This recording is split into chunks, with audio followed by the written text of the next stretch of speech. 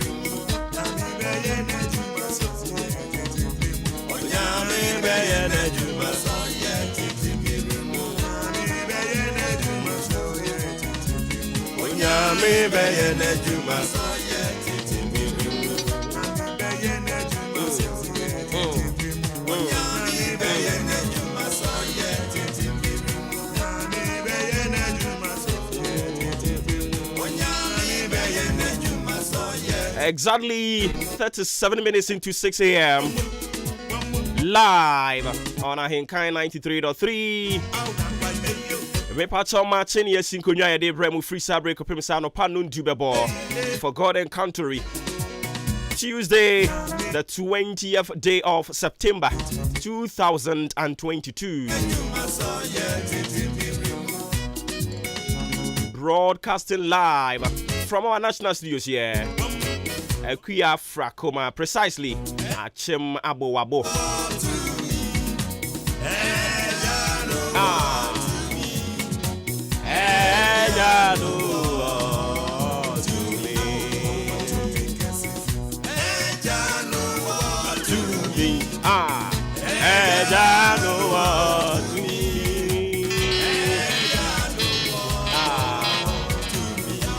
Aropa so ade yankwa che techrama da bojem moje die mu afrusane aseda ne de kwama ne din kronkron no se yenso wama ye ho kwan ama anopa yi waka yen aka te asefo ho ye wogidie ni ahotoso wo ye nyankopon ni mu se ono na wahwe yenso na wabɔ yen ho ban na wama ade ache yen na yaka te asefo ho no se nyankopon no enkakra na dombe doso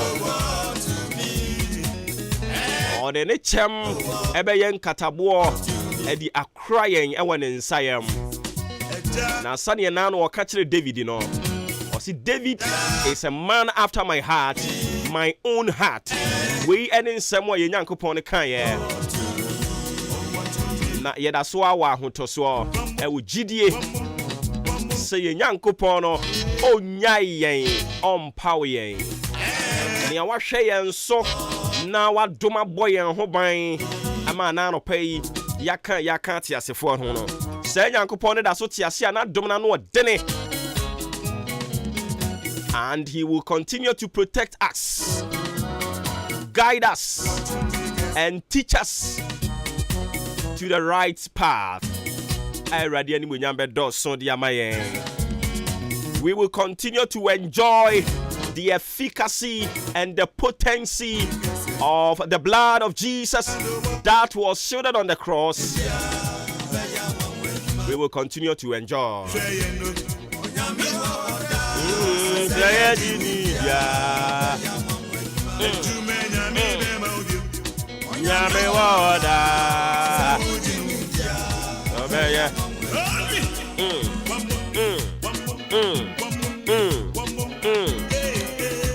Enti aka enkakra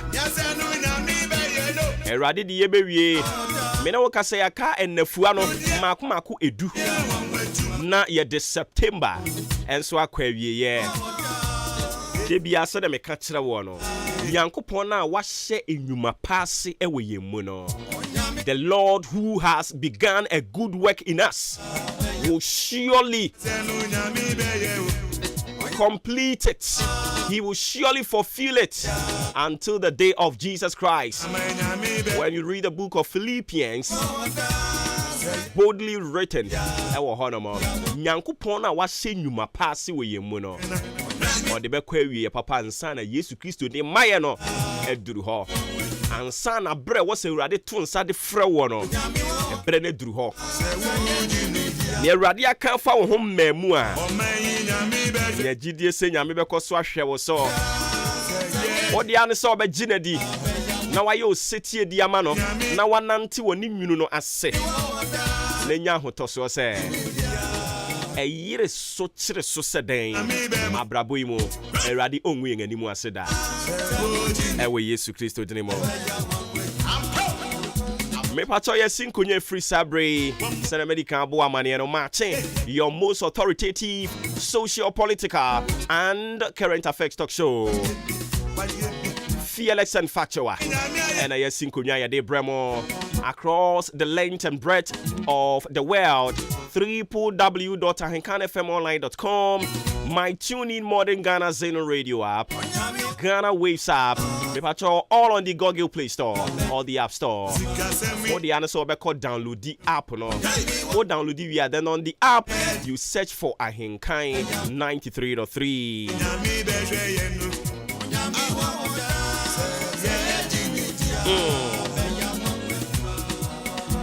I don't pray where you we have a lot to talk about. What him say a black COVID-19 e baya ne gina mu dendenden no. Amampani Akufo-Addo nkasa yemu no o share health workers no. O share wo mo bose obema wo mo some insurance packages.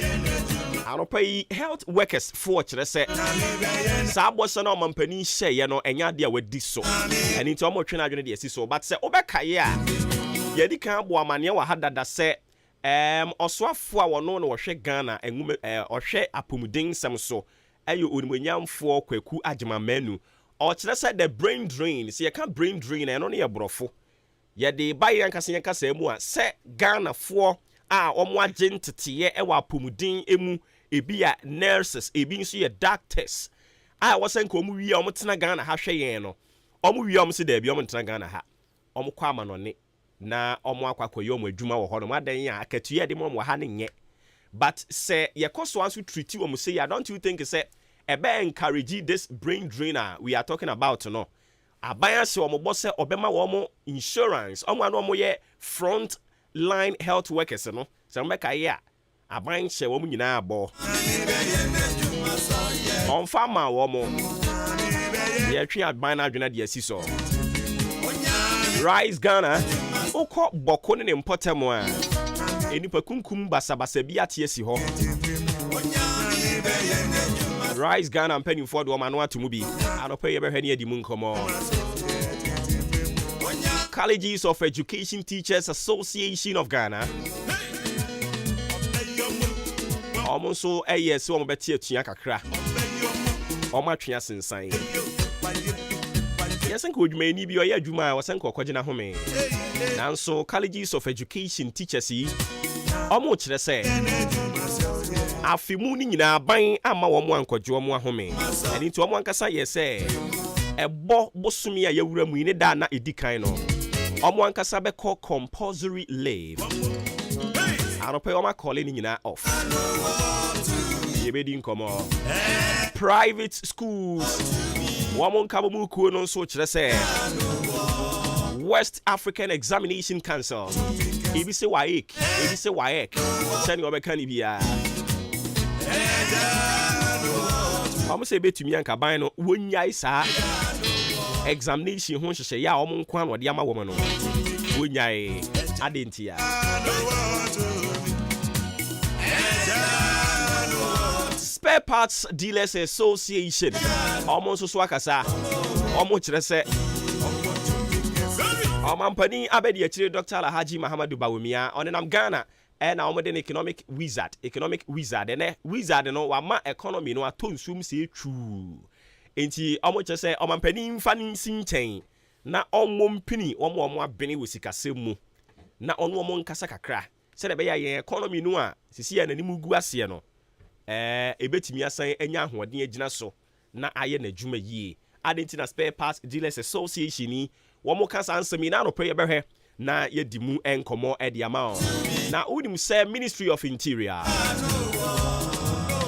Ora Ambrose Derry or the krata babontin o kire se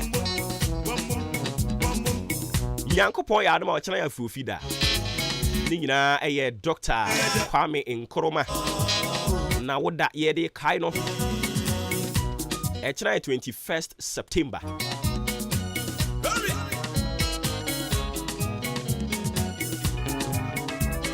Oko England and I said the Great Britain Oko Honswa Enra and the Queen Elizabeth II Ifubeden kwamenem Enra pen krabre a year ne to aso wachina and omo kire se omo be wie a year no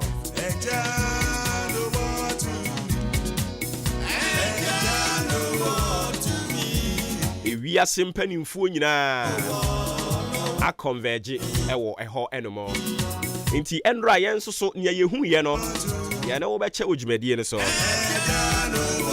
mame mfa ewiem bobre mfa ma wona afi ye ntoa so enko yen anim sei ene wo che se ne ewiem bobre nsam ne be si akọ o kire se ensuo no ebe petepete kakra na afi ye kọ yen anim no na emunamuna na enam se ensuo ne be muna ni nti no emuna ebe pete kakra na te na fe awia no nso enenamu a ebe ye saa de akopim anwumre na anwumre de wo kyese nsu ni be munu na pa eni nti ya no ahye ne nso de amame anopai apuye mantam me ya hodo bie nsu no be pete pete saa nso na nsu no ebe muna ewiem kusukuku no besi a kopim anwumre saa pepepe ena weda no ebe ye awia ebe bo na nso awia no ahoden empanimfo kire se enhye de ni soro saa and it's Yano Ashen and soon at the Amame.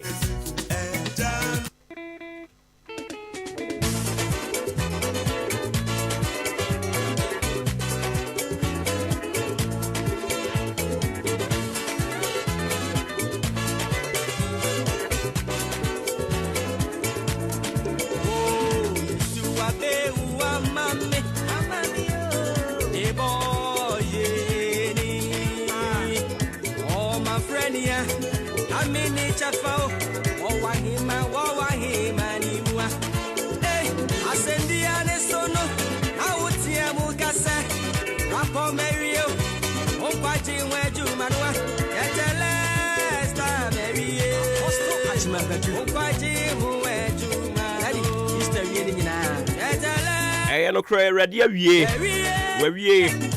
na ene nyame asem we de nam endra na wasanke ye hyase but endra no the Spirit of God brought in something different. Aropa ni odi aba o say power over everything, power over everything, power over everything. And I know na me tie story bi na eye osofoketwa one ne sofopani aye adwuma also forget wow and one in the soft penny aye juma also one in aye juma for 15 good years. I don't know whether I should qualify it say a good years and I say a bad years. But to also forget one in the obehunu say a bad years. And for 15 good years, you know. Also for Ketwa nature say on in the soft penny aye juma sa. Also for penny no. Ese ne boss obe man a car. Or say ne boss or obesi dan the amano for 15 good years. Unsi yem fama na ni bu afuo na okay can adwen de che ne soft penny no. Meti hodi na me say enti for 15 years na woni osofo ne nante ye no ne na wo hwa animu so osofo ne de bema wa ye car ne na wo hwa animu aso osofo ne de bema wa ye dan materialism and na wo hwa animu. Oh then I am so sorry for you. Aropai se bibi na o hwa animu a hwetumi mumu animu ate. If there is something that you are looking for, that thing has to be power. Power over everything. Power over everything. Power. Power. When you have the power, you can command it and it will come to you. When you have the power of God, everything that you want, you need, you're looking for, trust me, you just sit down in the comfort of your room and then you will command them. And things will inure into your benefit. If there is something you should pray for, do not pray for riches, but pray for the power of riches. I'm speaking the mind of God. You have to be in tune with the Spirit. Say if there is something you must look for, that has to be power. Power over everything.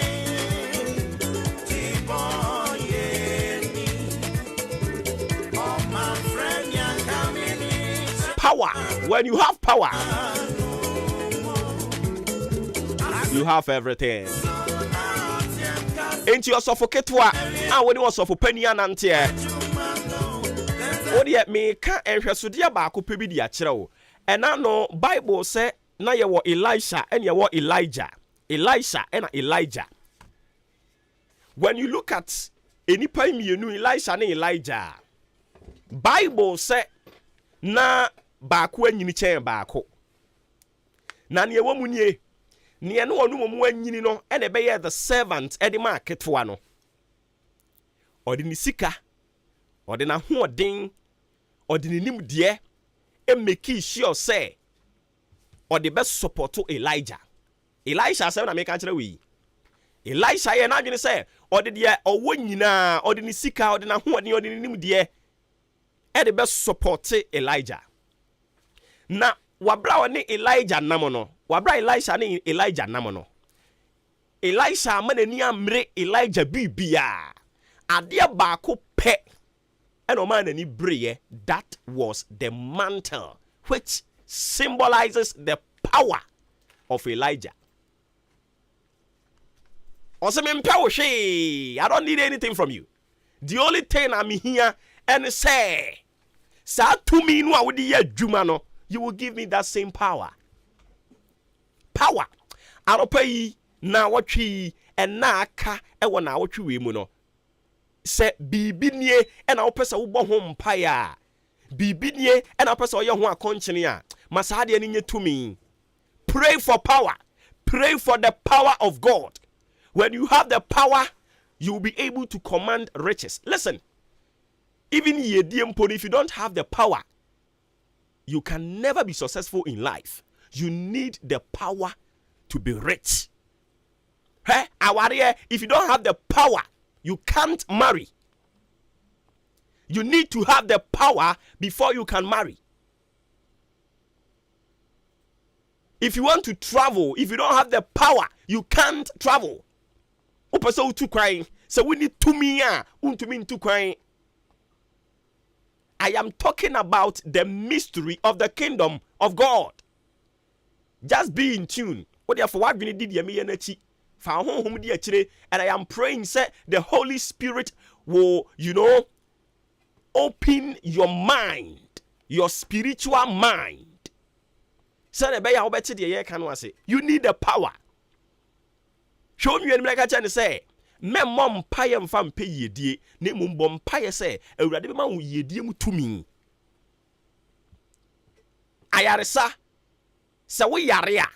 You need the power of healing to get well, to get healed from that sick bed. Oh, you businessman, you need the power of money. And this is you need the power. If there's something I was a woman paya, I will say it to me. If you don't have the power, somebody will kill you, will flush you out from the system. You need the power of God. You think it's I want to see a microphone, no better nature. You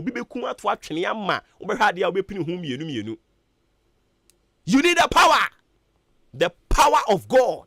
You need it. Enti wabra na enkrofo ni Elijah nam na ebinom pre ahode na ebinom pre ahonya na ebinom pre nioma ahodo no na Elisha de oti baabi din na all blow tongues. Say, I don't need anything from Elijah. I don't need anything. The only thing I need is that divine impartation. I need that power. Na Elijah hunu say, Elisha na wanene namono. Elisha no krabiti mi ne papa.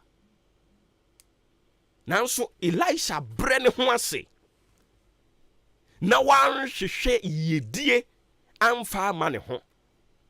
No ye na dwene say, ene I am only using Elisha and Elijah. Omo de no. Ochina we will talk about a different thing. But today I'm just using their analog. Bible say na Elisha ebompaye se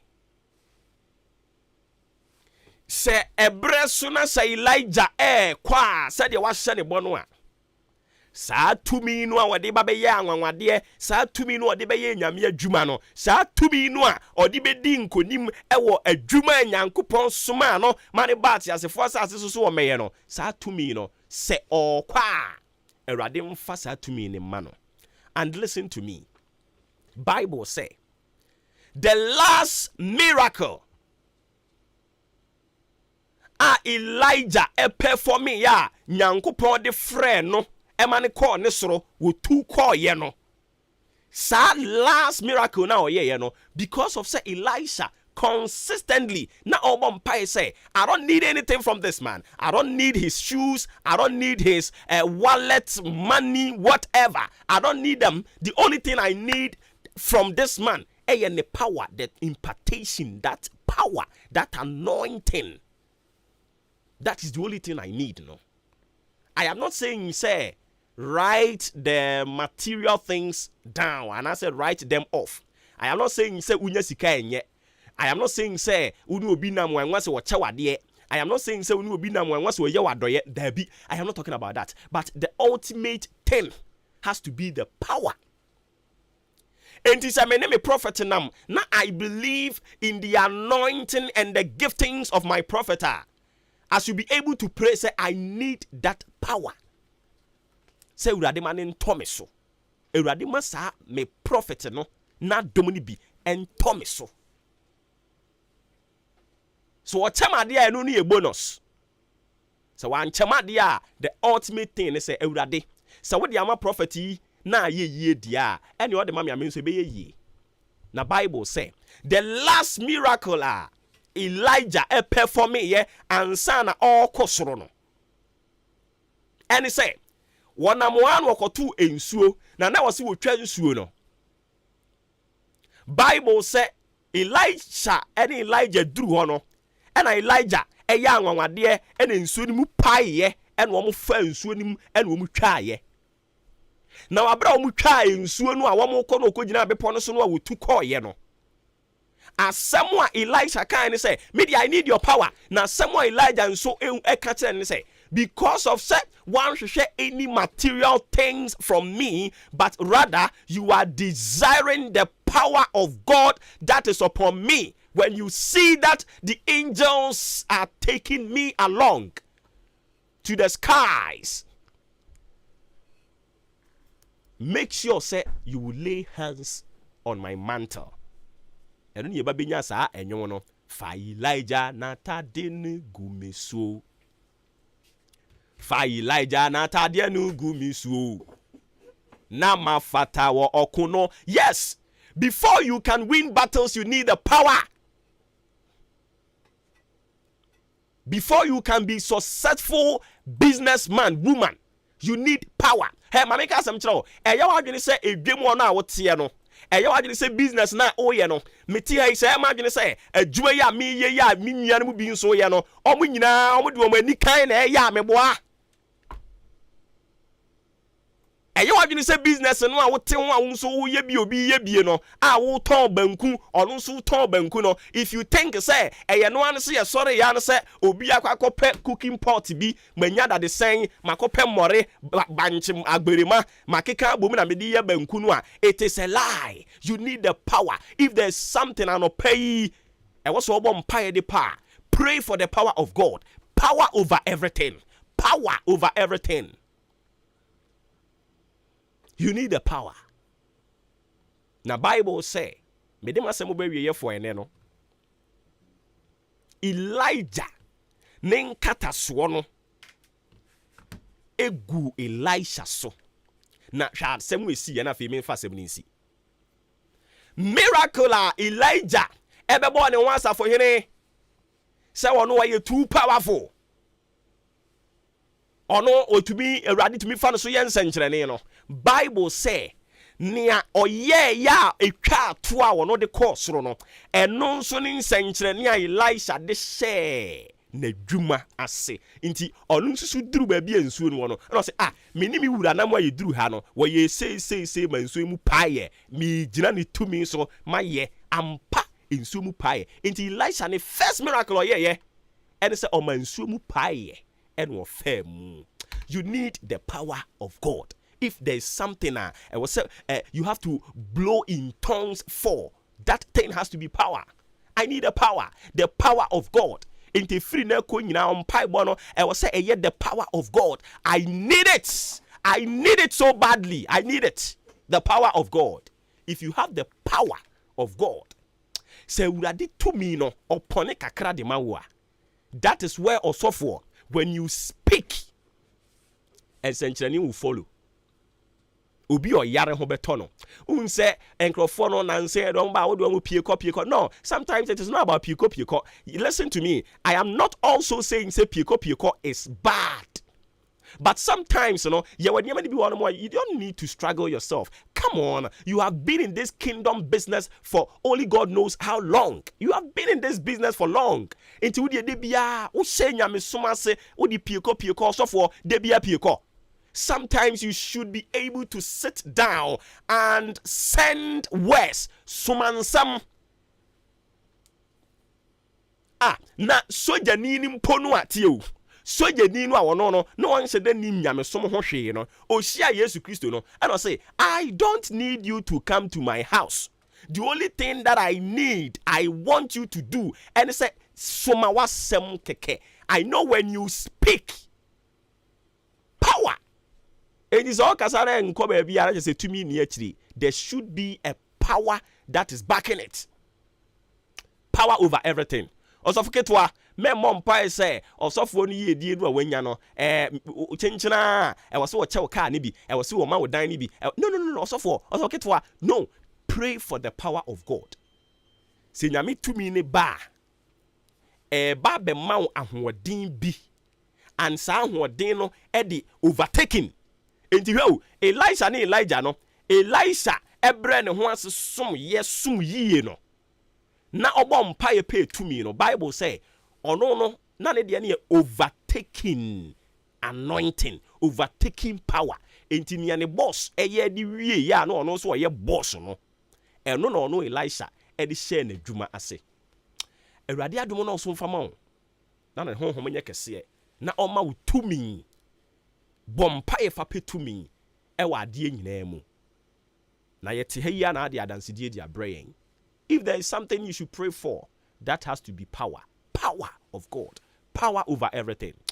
Christ asumdie nka ho tiase oye gyenyankopon ba nyankopon no nkrunkru nyankopon so obekoso aye wafamu die no watena ne yunu na se a eyire so kire so seden oya dumura ongu animu aseda ofre me Obuoba Ofori Amanfo kutuku mayor ye the sports etwaso Abozeke Sports, Jagum. Abozeke Sports, Jagum. This is the moment we're waiting for. Ladies and gentlemen, it's sports time!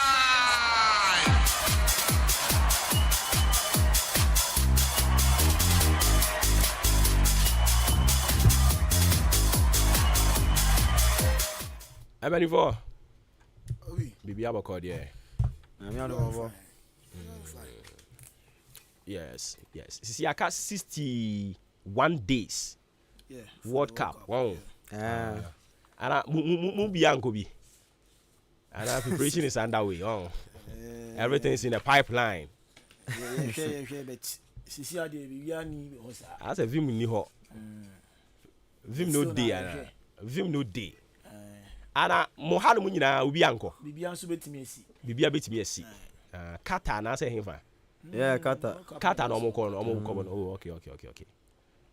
Say mu bitimi ko.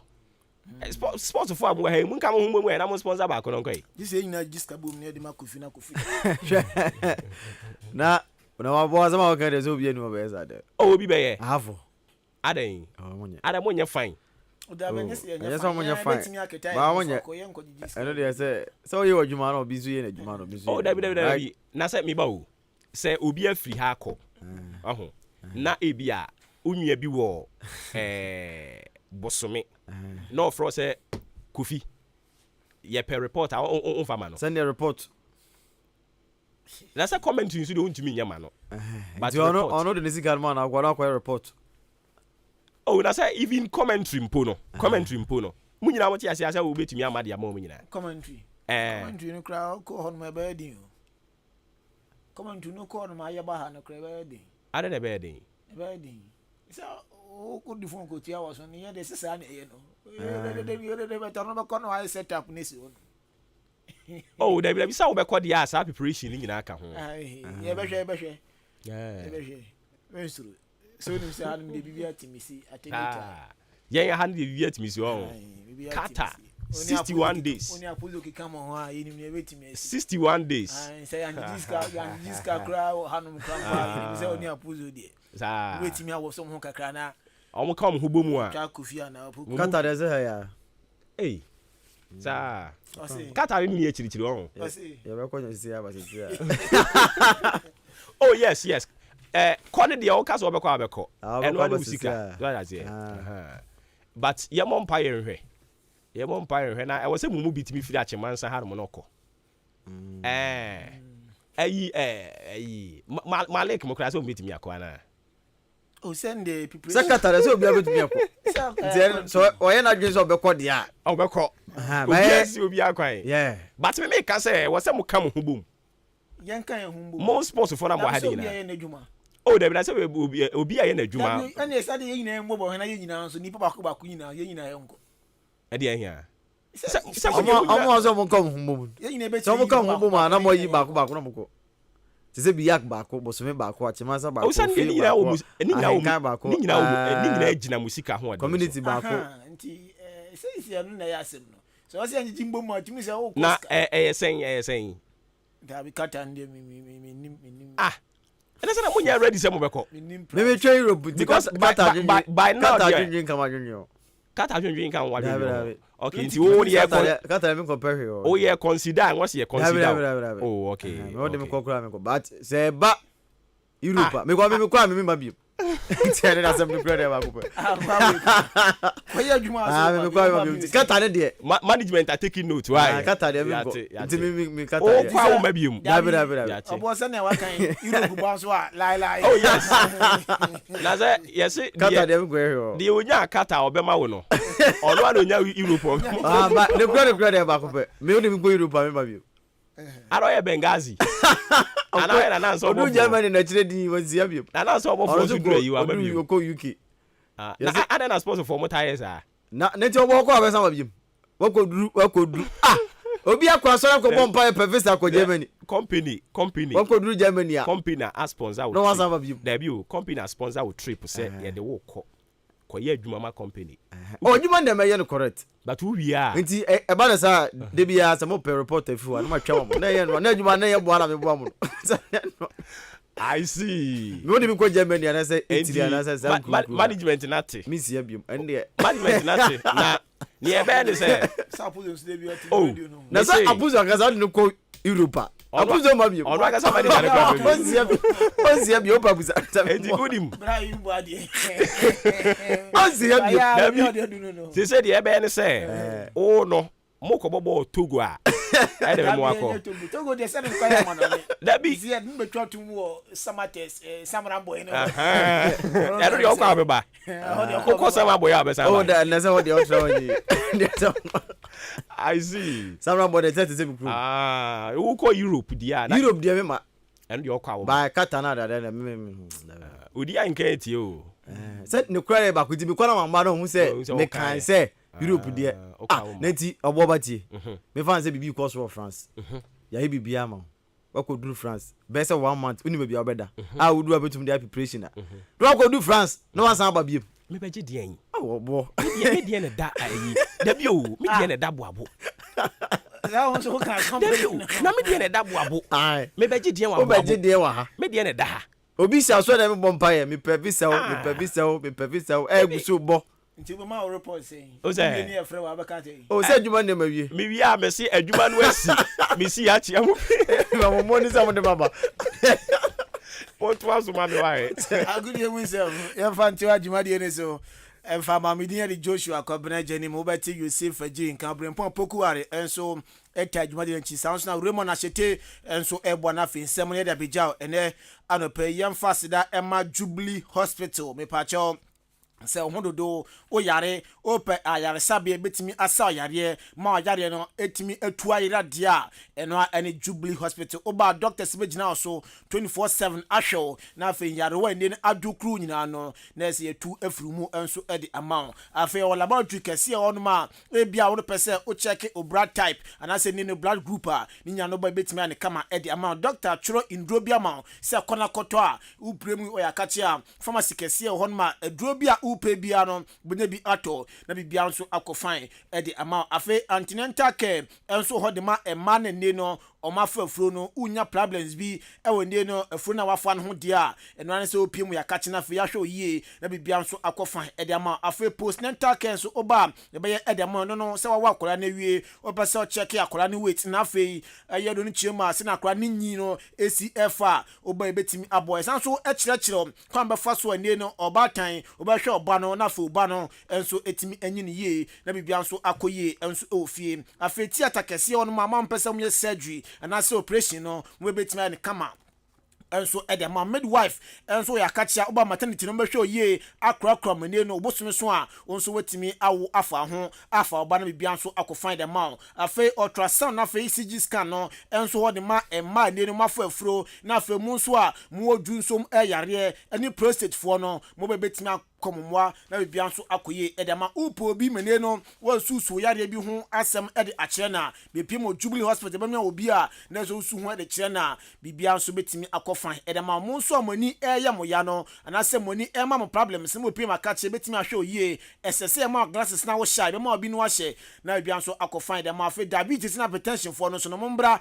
na afi yenhwe mu ye na bibia nso enkofan emfa ema mo na asem dan se Friday anopa bia no eyade a na se teachings anase education eko e de mama mo diabetes aduane amundi na afi nduru esemonom na afi bia so akọ find mama no ye kyerɛkyerɛ na bia so akɔye de ama afi canteen so honom aduane a upa di bia no bra na afi uba abonye bi no ato na wadi na bia so akɔye edi ama insurance so de ba na beje frɛ number yi na afi nkyemu asim de agi fafi mpanifo ho number na 0244 575799 0244 575799 and 0241 784645 0241 784645 uhwe cha kwanya na se adan boabu road no so amantra bridge no so honom ena ubehuye aseda enko enfama Pacific Miles Enterprise and no pamsimi kan frenchel bia na opekunwa ena ato kunwa de kwa monten edi kodi djuma ewo eye monten no betumi anya bi ato onwa so esanso na opekunwa enso atraso ofie ne kunwa bi apa bia de odo ni chema papa no ubenya bi ewo wono akache sanso na wheelchair nini na etuntum bi bia na ona na bi ana mame bi sebi o yade ama no abubu aka fama akopa wheelchair ni bi ma no na omfandi djuma na fe ne ho enhan no na bia enso enko fan me kamfo ede amawo sanso na motonto musical instrument ni na say ye jazz organ ne dia ka kire ni na kwa ubenya bia to ne bo no enso eda fom say boko enye we nkwa na eton microwave ubenya bia to electric iron okwa ubenya bia to electric toaster machine okwa ubenya bia to ewo wona kachia me kamfo ede amawo ende anopai upe tv ato upe iron ato upe woolen carpet na to de oni chemo ewo Pacific Miles Enterprise aso ye na fe kopa bi to na bibia enko fan enfama for ni chemu awa chim do kwan so coupon checkpoint uduru ha be hu omo na fe no mo akodidwa na bia akoye e de amount ohoma no say enetie 0542 0547 yes 0547 716580 0547 716580 and I say 0542 308730 offer impenifor maje so na fe onomo akande akache nyina afa yanshan semna se enfremfri amarone ne enkopi mo Manchester United mu reporter yansa kan se United for omosom pe forwarder njama kopi mo Benfica abrante ndin ade Konkaro aya Ramos abrante omosom hia na sikada abrante no so no 25 million pounds everything ha chema na nim honom no ohia striker mo netimi abogos na gum ede man tabo bo container o Remo Benfica na ko fa banta be pie mo United na bia so akoye na United bobo ekuno Manchester United one ejana ko be phone mo bande ano pesa odani kopiem wo Europe ese teams awdo bebre ha ese e wo Europe no mo ana ese season ana se be se 1 year nie ama top players ahodo ese ne bo no atumi akosoro ye pa na ka Manchester United for aduri ede go na 210 million pounds ana ese amabodi agu ha Juve Paris Saint-Germain Aston Villa Real Madrid na players amato no mo ana ese amadi kan kopiem Europe ni patem dia Manchester United ana ese amaboka chuchuri di agu ade musem no ede ajaw afayem piemu Bayern Munich bobo konum na reported for ban se Bayer for the pressure egu coach andin the Julian Nagelsmann so nya ne se papa na akọ 4 games of Bundesliga ni ma na se onya nkunimde bia emfimu embaye into report ban se pressure gu opa ne chemu no enya de kotoa na Bayer for so ne no omo hwehwemu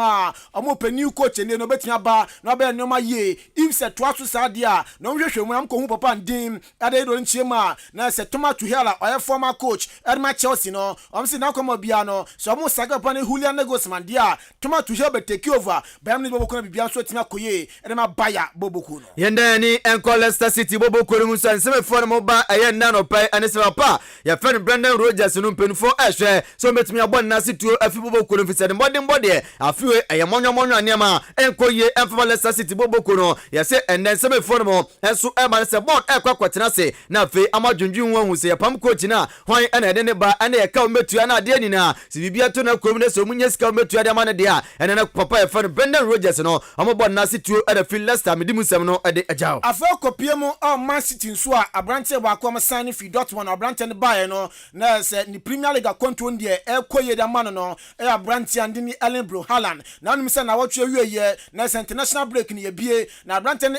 piemu Norway akosi kan de ma Norway man no na we na Pep Guardiola enso the medical team akọ Norway some ko hwa abrante no na afini fitness no se na be ya ontime lose fitness na be return to Man City a with na posu goals no enso de gumre Man City boboku no yewramu awo Juvenile ni kumaka enfo perfan Massimiliano Allegri nso coach edema Juve boboku no NSN komo form ede barese na twere ye Monza ekwachi omo ayamo anwea na we NSN sema form e barese papa no ekadwe anka supporters no echi no ehwomotwom eblimuna esensema na die chense ese papa no ni hu sese Juve boboku de emode mo no ensenema enkoyi a ese etu police fo na ebo na obansa na otume ko wura de kamo enso akwa ese akwa wonsema efi Juve eba nano pa medimu nsem no ede ejaw afel PM Barcelona nso a reporter inside can say board of directors a omo Barca no na say omo approve budget for 2022-2023 season no say yade a we include with operation income budget a bibia nso betia ko edema Barca boboko no na sika APFM aba no 1.255 billion euros any sika Barca for omo eshem no omo yes aska we wie no omo so mu wie a infasudio mbenya no 274 billion euros a na se Barca for discussion ma omo penfa so enso bobo ekunu yede ni abafia sedanse confirm unnatural mineral water ndano pai na febia enso enkofa emfa ema kopenso ebito dwumadi awudi bia se wo ware se wo ye emfa ho ne de wo ye bia enso no bottle water awunya bia se bia bekọ bia no obetumi akuta ne kama na odi akọ febia akoye enso ede amana kare senso se FD agia tuma ese ye super bobia emfa susa so boni bia enso emfa emra wonti unnatural mineral water ena me kamfo ede ma ye ende anopedua nundro nini na bebre na ena se ewoma onya bibubo beboa na bibia enso akofan ede ama ye pa fo ni chemu ewo atimodan gare commercial bank ne na ena se edi enhwani mu a oduro na ohwo nsabe nkum subo se ese abunsa foforo bi na ese eboni mutafa se unnatural mineral water na okopa bia to na fe bia koye enso ede ama ne bo no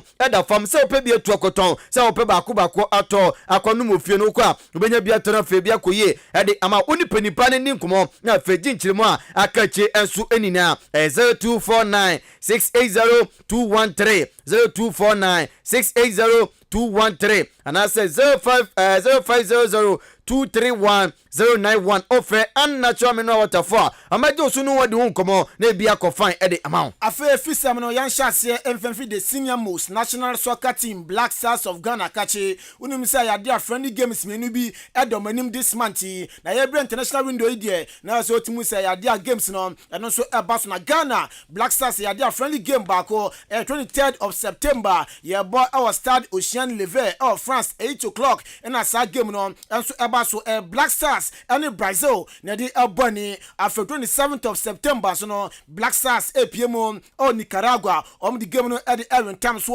sa game no so eba so Spain irimu nsem no ye di ejana enra na camp ebie ye na camp ebie enra no ohwe players amako pimo camp dia sena esi etie Abranti and the Abdul Manaf Nuruddin mino ka said dia Abranti all camp sans no Joseph Walcott ono so ho Tariq Lamte APM Steven Ambroso APM Dennis Odoy afa Yosef Edu Inaki Williams Gideon Mensah Baba Rahman Alexander Jiku Elisha Ousu afa Ali Duseidu Thomas Taipate Fatau Isahaku afa Muhammad Kudus Suleiman Kamadin Daniel Kofichire Jordan Pierre Ayu Andra Rami Morgan Dede Ayu Baba Idrisu Daniel Aya Efriye Banye afa Osman Bukari Antoine Semenyo Ransford Yabua na for no chema Abranti and Dim at Kindofa we me Amranti na so mkopie mo campa ide no bibia so ekweda momo na reporter ba ne se Amranti and ya hwe manimu Abranti and Dim Muhammad Salisu ya hwe animu afa Daniel Amate ya hwe animu Felix Afonye Jan so empie mu sansa Richard Ofori enso emba we place and ya Black Stars section we pie mo camp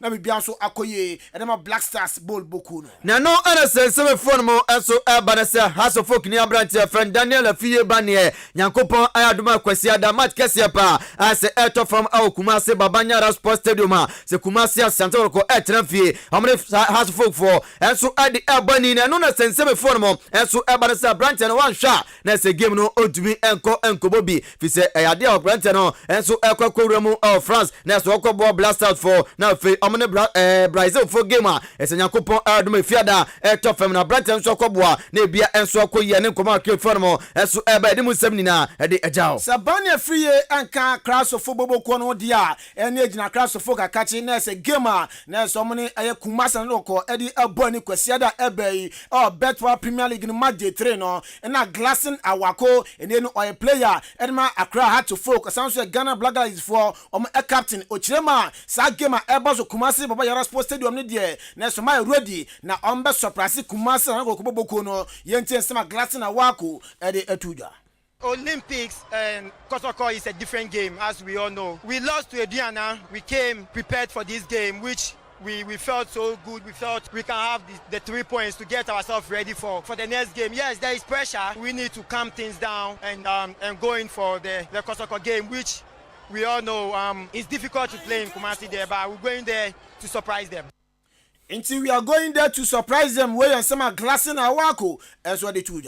Yewramo Nemfa and Sanfo Emfa Emma their former captain Edma Kumase Asante Bobokono Abrante Fan Abdul Ganiu and Sama Urban Sesia as Wuramu and so our Iraq didn't put them ho and as Abrante Ekwakosia kan when it Boboku fan Talaba and as Samako signed 1 year contract and as Abrante and Talaba Fui Aquaria say Abdul Ganiu is here Abrante so Ramo our Iraq didn't put them or Aquachuan Sebrim Nebia and Sokoye at the Amana no Abrante no or then some kada tuja wase kwa okore de ade okokokonko den se de be ya ese chikan cheni peplese be sia kan Erma Blasters na so no abrante a ye fan Abdul Ganiu no ye be sanso abone din amana ko piem ani koma ka formo enso eba ni musam nina ade ajao afei Ghana Premier League no ayade a enra games mienu eba so na standing game ese body free ho na enra na ese bossa game so di free na se na results no ekoye Samates ani Burekum Chelsea game no ekoye 1-1 abrante andade Abubakar Saidu enya go Edma Samates saso do ni chema na se Mesaka free enso enya go de ma Burekum Chelsea King Faisal enso tena fie Kumasi Baba Yara Sports Stadium ama Aduana Stars koche no ebo ni mien sama King Faisal omutima tekari mieno Bright Enya go de Aduana Stars afi Kwame Adon Frimpong na Solomon Abuaji wo miamnante a omubo 3 goals no edema Aduana Stars afi King Faisal fam no Haruna Mohammed na afi Elias wo miamnante a na so mtiminya 2 consolation no enso edema King Faisal bol boku no Yewramu ni ani koma yempemu awo Women's Premier Super Cup num wonim se etofem awo tamale ne mpatema esa okwa esia no yabama esaka due ne Yewramu enso awo semi finals nendra anase enema kese pa enso etofem wei ye team ba ko ka ayeboboku a ye fan da ko le ampim da ko ladies for na fe semi final no bibia enso atofem group B no esa ko pima sei enese esi etia ese enema che no ba dreams ladies for Ekranfe amene faith ladies e di Ebony do be di nkudim no na se okoka ampim da ko for na fe amakobo semi final no na bia enso koye mu table na ampim da ko di kan ekuta 5 pointer ese dreams ladies etosumie no ekuta 3 point boboku fan faith ladies etosumie san ekuta 3 pointers and the game no etofama na yehu de omokomu na fe bia enso akoya ese Eunice Bakibani na ese referee ko gina center line na wakoboa na ababawa fa Salamatu Abbas enso akwakoboa Takiatu Lamin enso ekoboa ende na fe game no enso atofem Tamale Sports Stadium ade musem nina ade ajao afei the CAF Confederations Cup no so no ene one game baso na we game we ni ebehu ni Accra so folk Asia no enso the next stage of the qualifiers no Real Bamako from Mali omoni AS Douanis from Burkina Faso na de every time so na sa big game no baso na baso no bedi nkunim no obeshi Accra so folk enso the next stage of the CAF Confederations Cup qualifiers ni ma edimu sun sem ne de ejao yade a odo ni chema had to folk mo na say the next qualifiers no sha say 8th October na bibianso akoye ama yade nsem na esina kopie mo wafanso a report abanso be kai amre bi atwem be todwa se yade a na se omom person board division 1 ni bi ebo zone 3 no na nso mpanifo person dem ko zone 2 ni nyan se be bi anie no omo stadium ewo bi on Forest City ewo no ewo zone 3 ni mu na FF1 se dabi omo mo kwa mo nsi akan ewo zone 3 ni mu to yade omo twom mo afiri mo o GFA omo organize competition bia na report en second se wafafo sansem na be todwa no omo atwa san na omo yo madwen se omo league no na ombo league na komo so yakope no ma na nso mpanifo chema dabi untimi embo zone 2 no na nkobo e zone 3 for omo territory nti yade a onko pimo egumu afete no mkosi akan ho bo chema nkwara ne bebre na eco school nti so mo e social location Yeah, but there's some way there. I'm so calling baby go school. And now I'm go school. I'm nyam park no go ball. No. Come on. I was someone say zone 3 ni mu. Ah, na ti mfa se Bianca Kutuku bo division 1. Na what I say? Na sanka oni na ko oni park wa dan ha ya. Na ko ba ko boy. E be pe be a foreign zone 3 territory ni. Na do ko bo. Na do ko bo ho no. Nse bi wan ko bo akra ko bo suga ko pe ana. Emra de mfa ko. Omo so facility ne wo voter ho no. Na voter ho no ko mpe so mu use ho no ma de bo zone 2 no but ni penifo say da bi omo ntia se fam use omo sa so kogo mu afete na omo ko bo ho no omo so mu chema ankora ne bebre na school fu na mo consider na obo we ni so a no na amana free zone mu na ne no so pi fi baba enti eno enso ne sema abetodwa bripam ne bahwe na afei ya ni mpanifo so di nkom bebre na enso e di afa ho ya di nsem ne si ana bibi ho no bi o isa time na so aso okota city a branch e fani ma no kote ya pam no ya say branch no muhwe oka iyosi bi oka si iyosi di amoge mom ne Lagos City so no kwaje red card oni referee kokun yo na okoko toto no za video ni team fo penu fo nga ko na ne ya de amaja no kwan afani tiri wa ti dai na de okay enti ano ansono no ya de nsem na esi na afei Obuoba Ofori Amanfo ato asumidin ade Joshua Kwabena ejenim oti Yosef Ajurinka wo brempon wo pakuware oboaye sanso Raymond Ashete rat enso eboaye ncha kesen konfo bibia onya so etie ye sore so captain in the morning Obuoba Ofori Amanfo morning show no to aso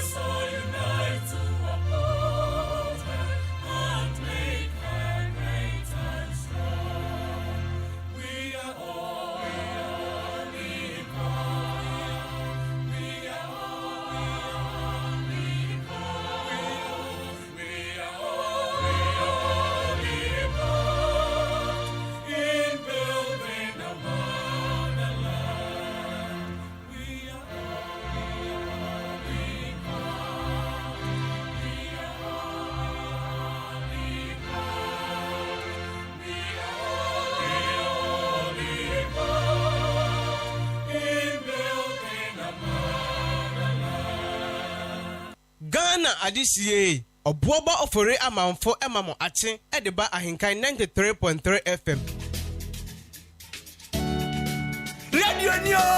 Radio papa Abozeke. Thank you.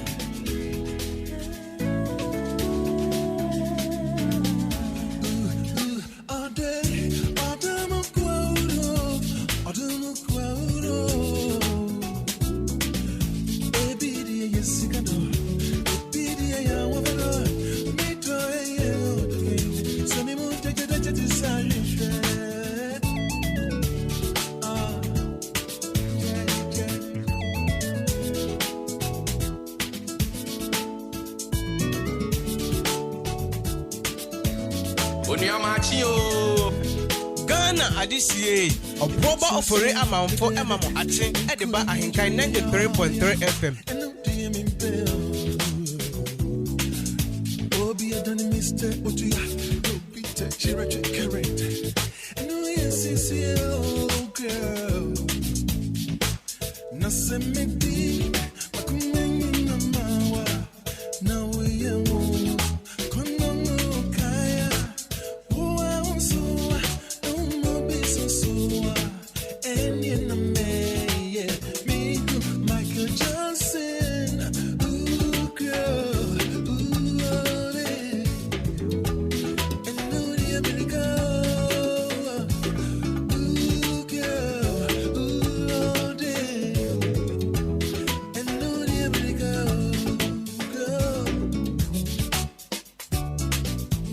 adisiye Obuoba Ofori Amanfo emamo ate edeba ahenkan 93.3 FM.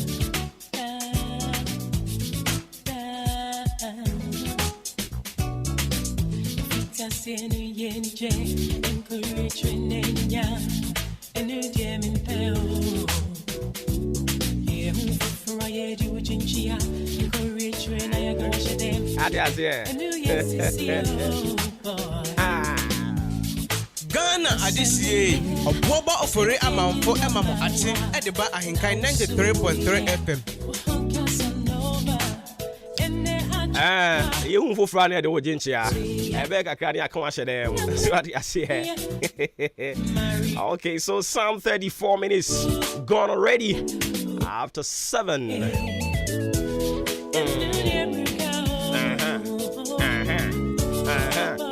Yam faster than confirm sports team, you know, on my idea. Into breaking stories in the world of sports. Omodi Abrey, yet was so much. Any Jumedian Udin or Fremi Obuoba Ofori Amanfo Kotoku Mayor Commander General and Sruja Bakwayaka Amanga. Yes, you have been amazing. Aha. Back on your kayaju. Abi na ta na wa ta na bi na wa no.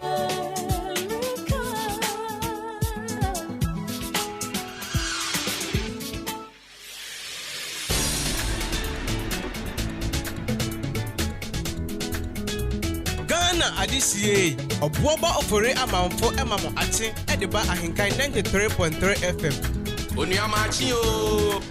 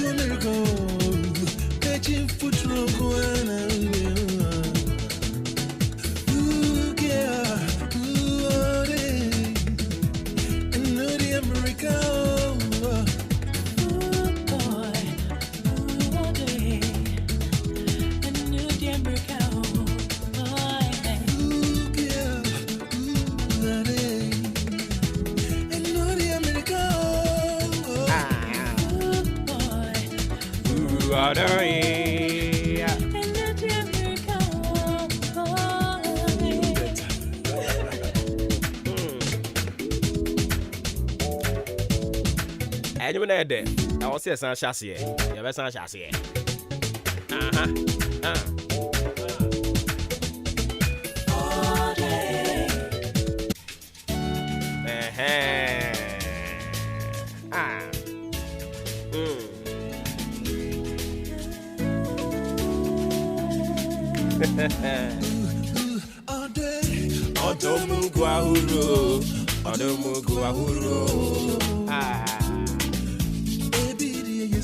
Maakye o.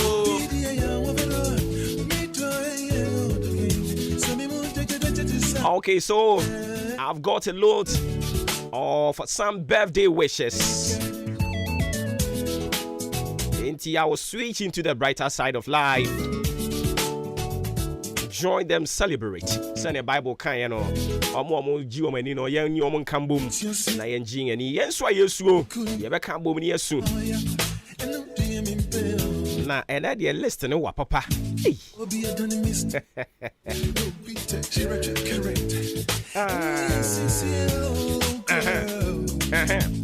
Okay, so let me start from here. A glorious happy birthday going out to you, Oreku Feel. Oh, yeah, designer. Or Adenta and crying. Today is your birthday, live to be 93.3 and beyond. Feel Oreku.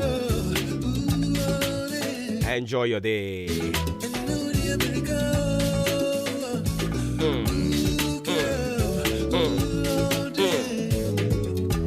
And this one also says, a glorious happy birthday going out to you, Rose Safo Kumase Santase Apre. Today is your birthday.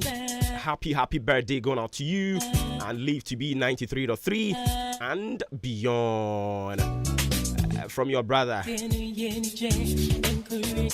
Kwame Nchi, my friend Jack or Kumasi Abakomedi.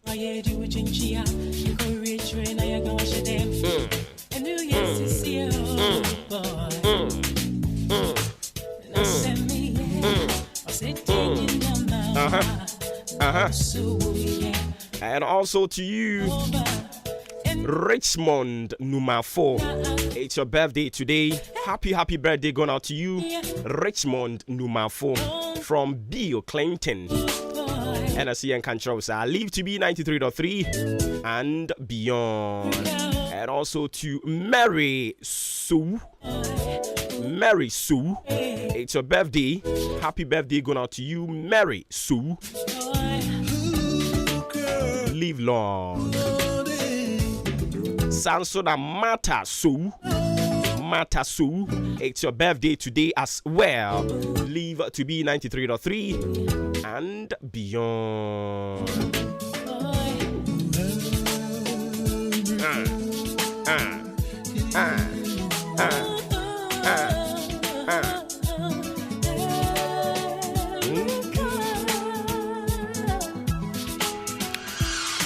Okay, so let me do this one. Nothing and fancy. That's right. That's right. That's right. That's right. Okay, so a glorious happy birthday going out to you, Philo Riku. It's your birthday today. Live to be 93.3 and beyond. It didn't come on. So adios, yeah.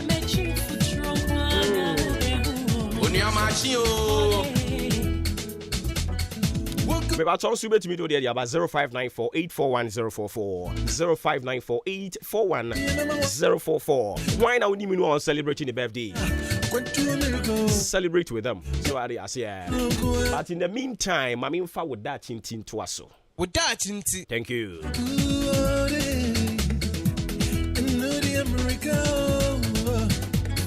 Fatos in the Uncle Adaroma.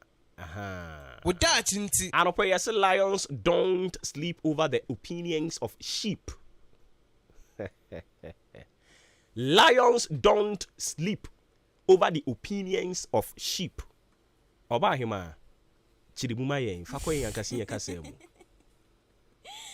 Lions don't sleep over the opinions of sheep. Me who said ya menkano. Have you acquainted with the you? Yeah, said ya me no.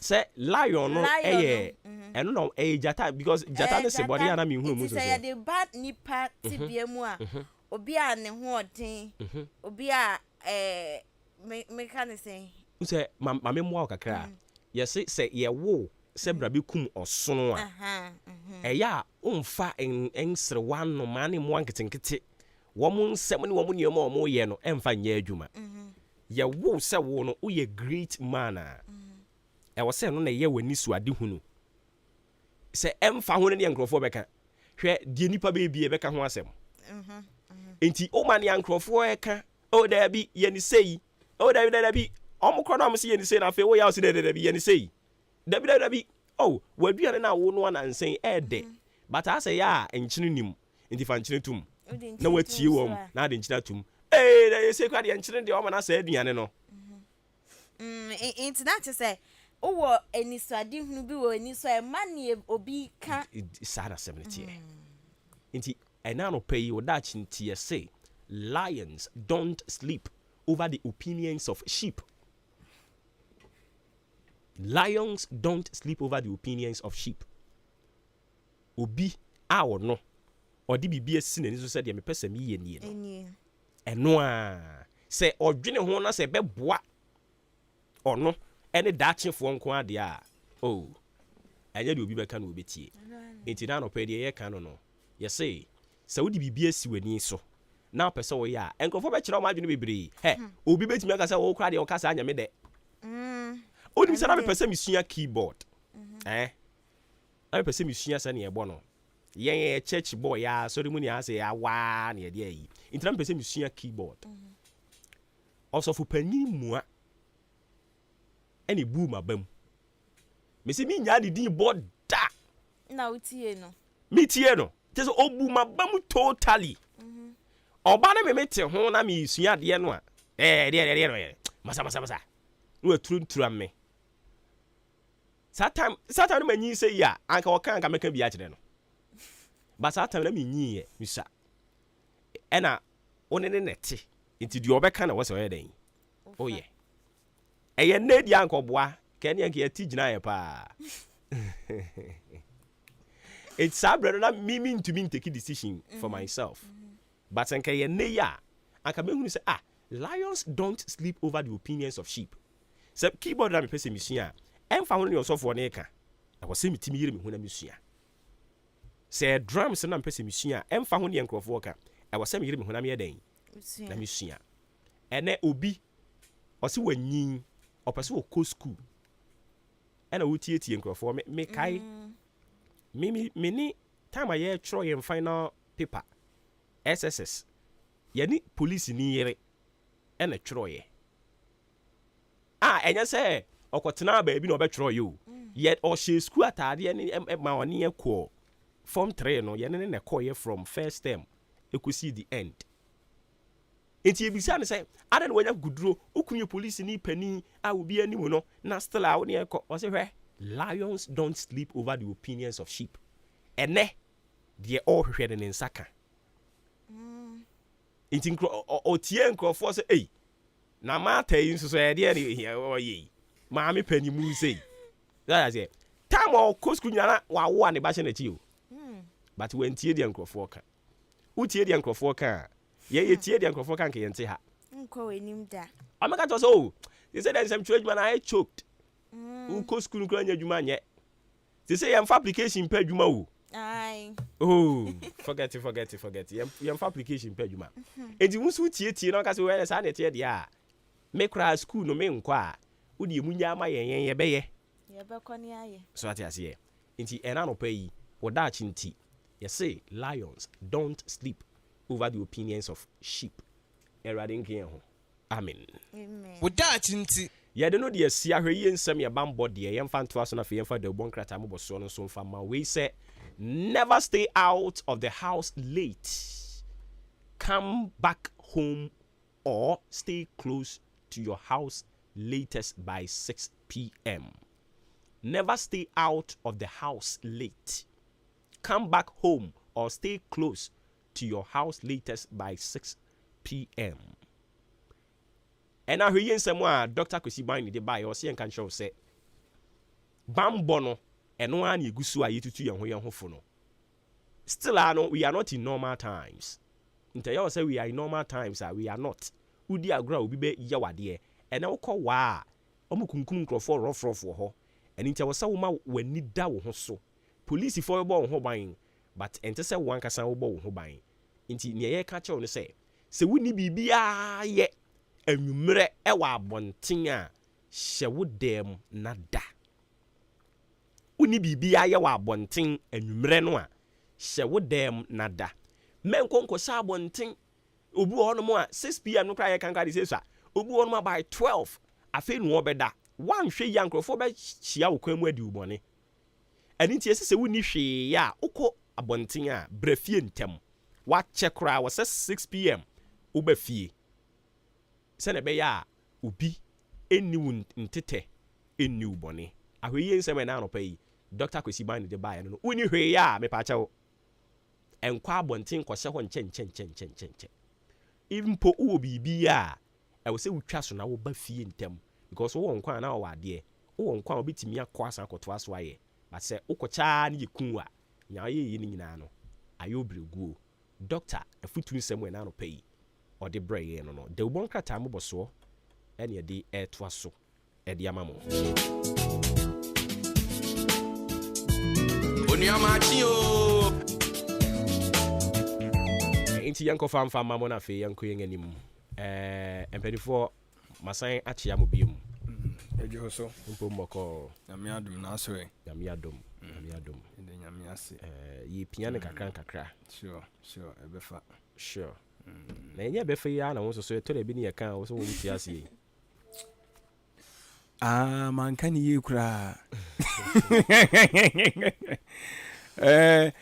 ebe fa no nye Ghana fa ebe fa but ye ne ya bra bo na ye bo no ebe fa ama ye na se yen ya bra bo no yen individual lives na ye live you know a subset of a whole set which is the whole set in Ghana and a subset it is a me wo gidie se me as a subset na be fa ara me ni gidie se Ghana in general nso be fa Sengrophobia fa mo e fa mo no Ghana fa oh when I make say na when dey bia na ye come fu se bia ye pekasa o Ghana no ho wo dey toto amai bi ho a ya fa o obo yesu yaniwa yesu obi ye gas ye fa ne tutu obi no listen yesu yaniwa that be hwe obra eya na sometimes ye tu ye ho fo se men fa ho tutu obi enya no kre fa wo ho tutu obi a ogba brabo pa so that say enti ewo mu ana do ho atutu obi ono so gba brabo pa ba bia wo nso waduru na wo dia compare say oh okay and oko US a omo telecommunications send it here na dia toto wo dia ho say wo dia no enko yi then you be fit up mo ye va go tutu obi a wa hye ase dada no but neno nso nkyere say obi afe na oba no enwo so no nso o draw inspirations from odie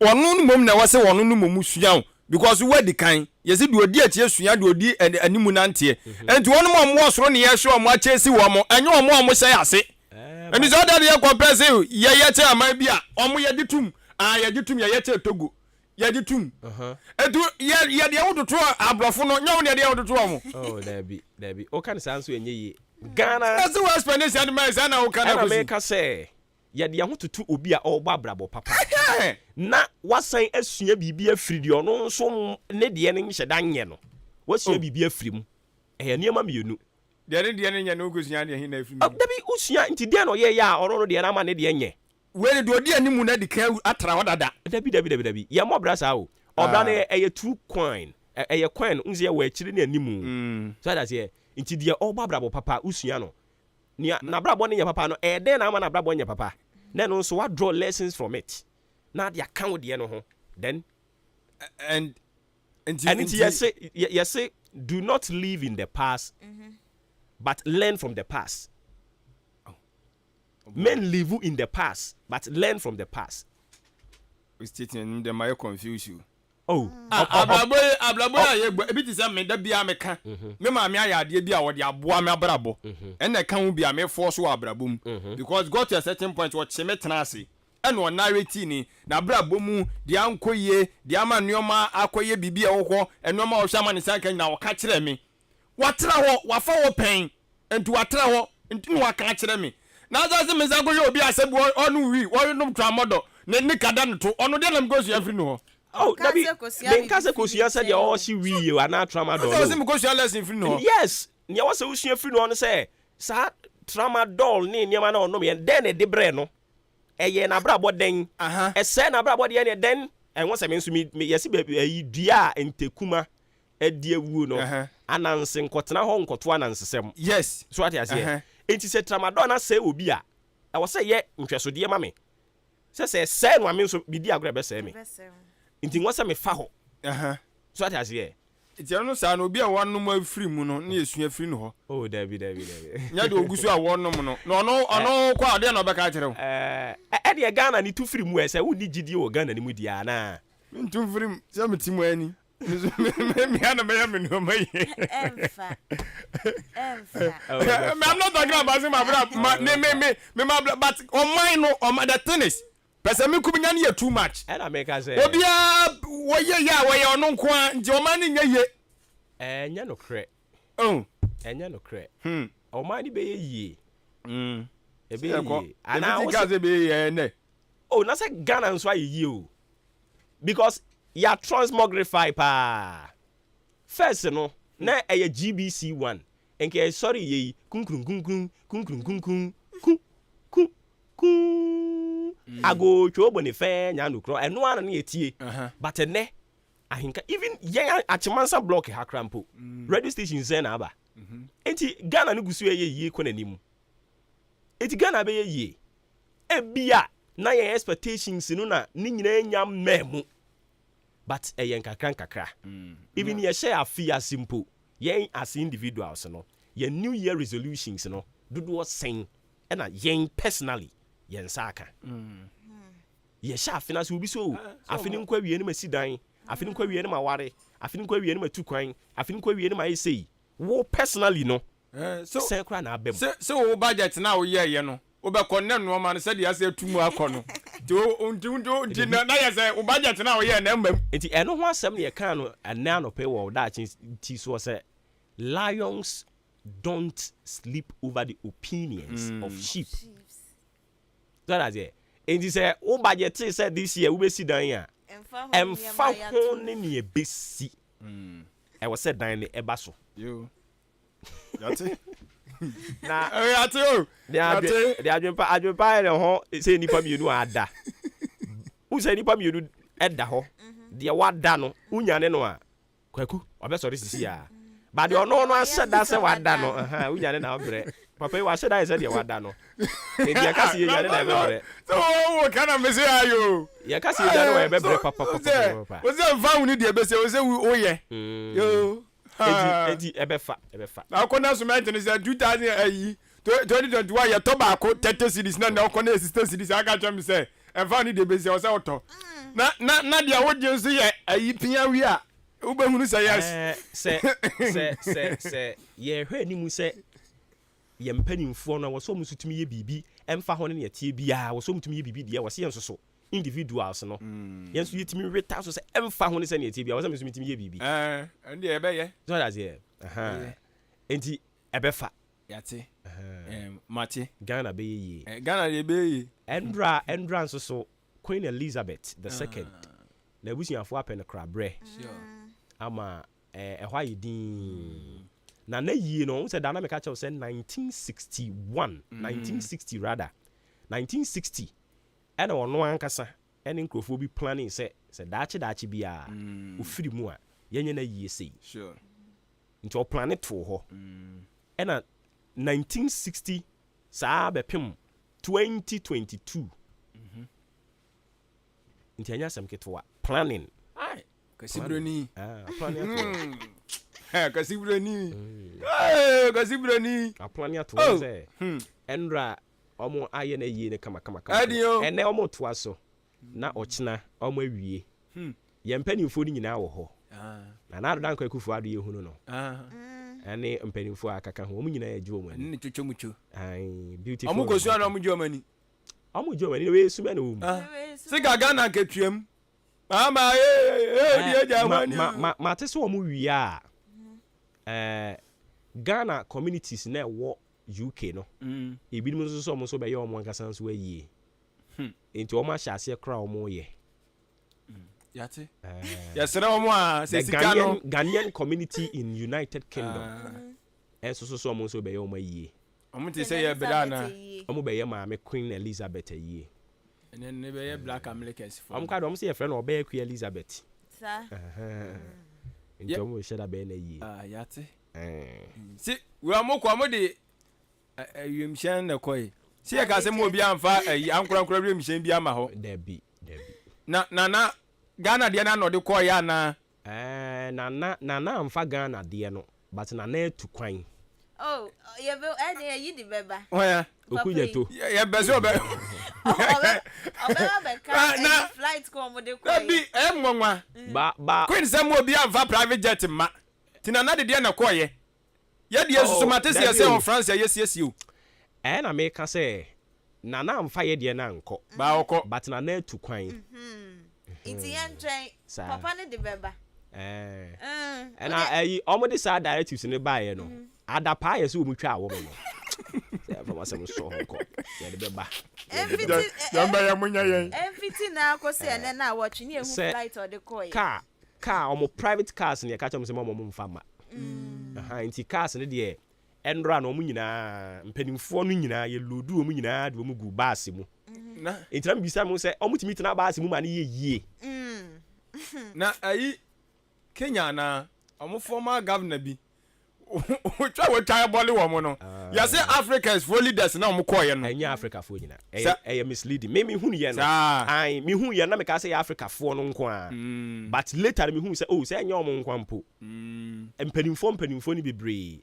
from Europe and other western countries no omo nyina omo ye ma omo kwan omo do omo private car e ba ye Joe Biden US president and I think one man be pay omo aka nyina edum nyina gu baase mu Australia hwan omo nyina egu baase ba kom yempe nkwa asem na ono ankasa na ode ne ho de na yie kura no cars me ensa pe na di na chi ene omo de koye nti wo ha ne sen Ghana ha ye Ghana ha dia so aja se ye no ye yie ni ma yie no ankasa agi ni mu shan be free ayi ho anka se ko ogusu de nsawam kaka ni free nsawam toaso saa akaye wenke be ye wo state house ne wose yenso ye tia ne se esono yen amamre ene soro mo amamre yentimi fo mo amamre metoto ye dia ene yenso yentimi fo ye dia ntoto mo dia ho nti yenso ye wo ya amamre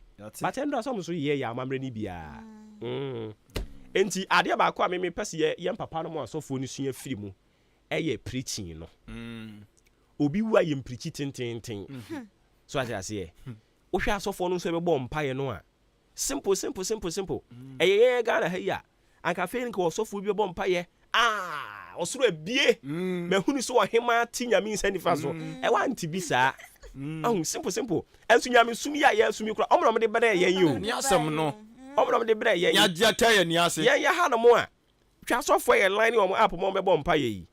Oh God, may you keep the soul of your daughter, blah, blah, blah, blah, blah. Okay. Oh God, we commit the king into your hands, protect him and guide him, give him. Okay. Now we are about, oh God, we commit the nation into. Yanya Ghana ha, yinyane sa. Aso for no mama yem preaching. Kind first one when. Me bass now preaching things ana me hu dwan me o. Ya zebu. Duro beji wa nya atrema. Twitwa nsam so na ye fritie nyame asem no enye nko a one day no na de be sache de nipa nyina o. Yesu kura obe ye san. Emfie miensa pe no odija hokoe. Enti mum yensuya na aja. Ye nya se ya ye waste your time in the name of yakwa sorry. Oko kan sisi ya beka se wo ya antichrist. Se Ghana on kwa sorry dia wo de. Eni hwe hefa. Oye ade ba ko ya bufu kra wa kwa wedding e wasi ye preaching tentam aduani si ho e bedwo preaching tam ne enko didi ne enko ye fie e ho na wo betu awarefo ofo omo ahyi omo ahyi omo ho dadada to omo ho ase aware no wo na wo betu omo fo awie na so omo sa kwa cancel kra ene sa no ma be wale me you abrochire aware bi ko so sa osofo na ni ba no so no oye Ghana sofo e no me invite ne call ho no feel said you oye on Ghana ha no a still ani eboje ne so no e hold for me na ni ba no so na kan nipa tu na te dan ni mu kan no kura oba ne be ma fire am so de call ye we me ko na ni ba no so nipa tu they say obi wa daje obi dia daje sam no dey afi no bi ko pe na no aduane na obetena ho abetie preaching ten o je de yen awari ni besi mu momiantu aso Ghana de shima ma sama mu nyina mu achibiem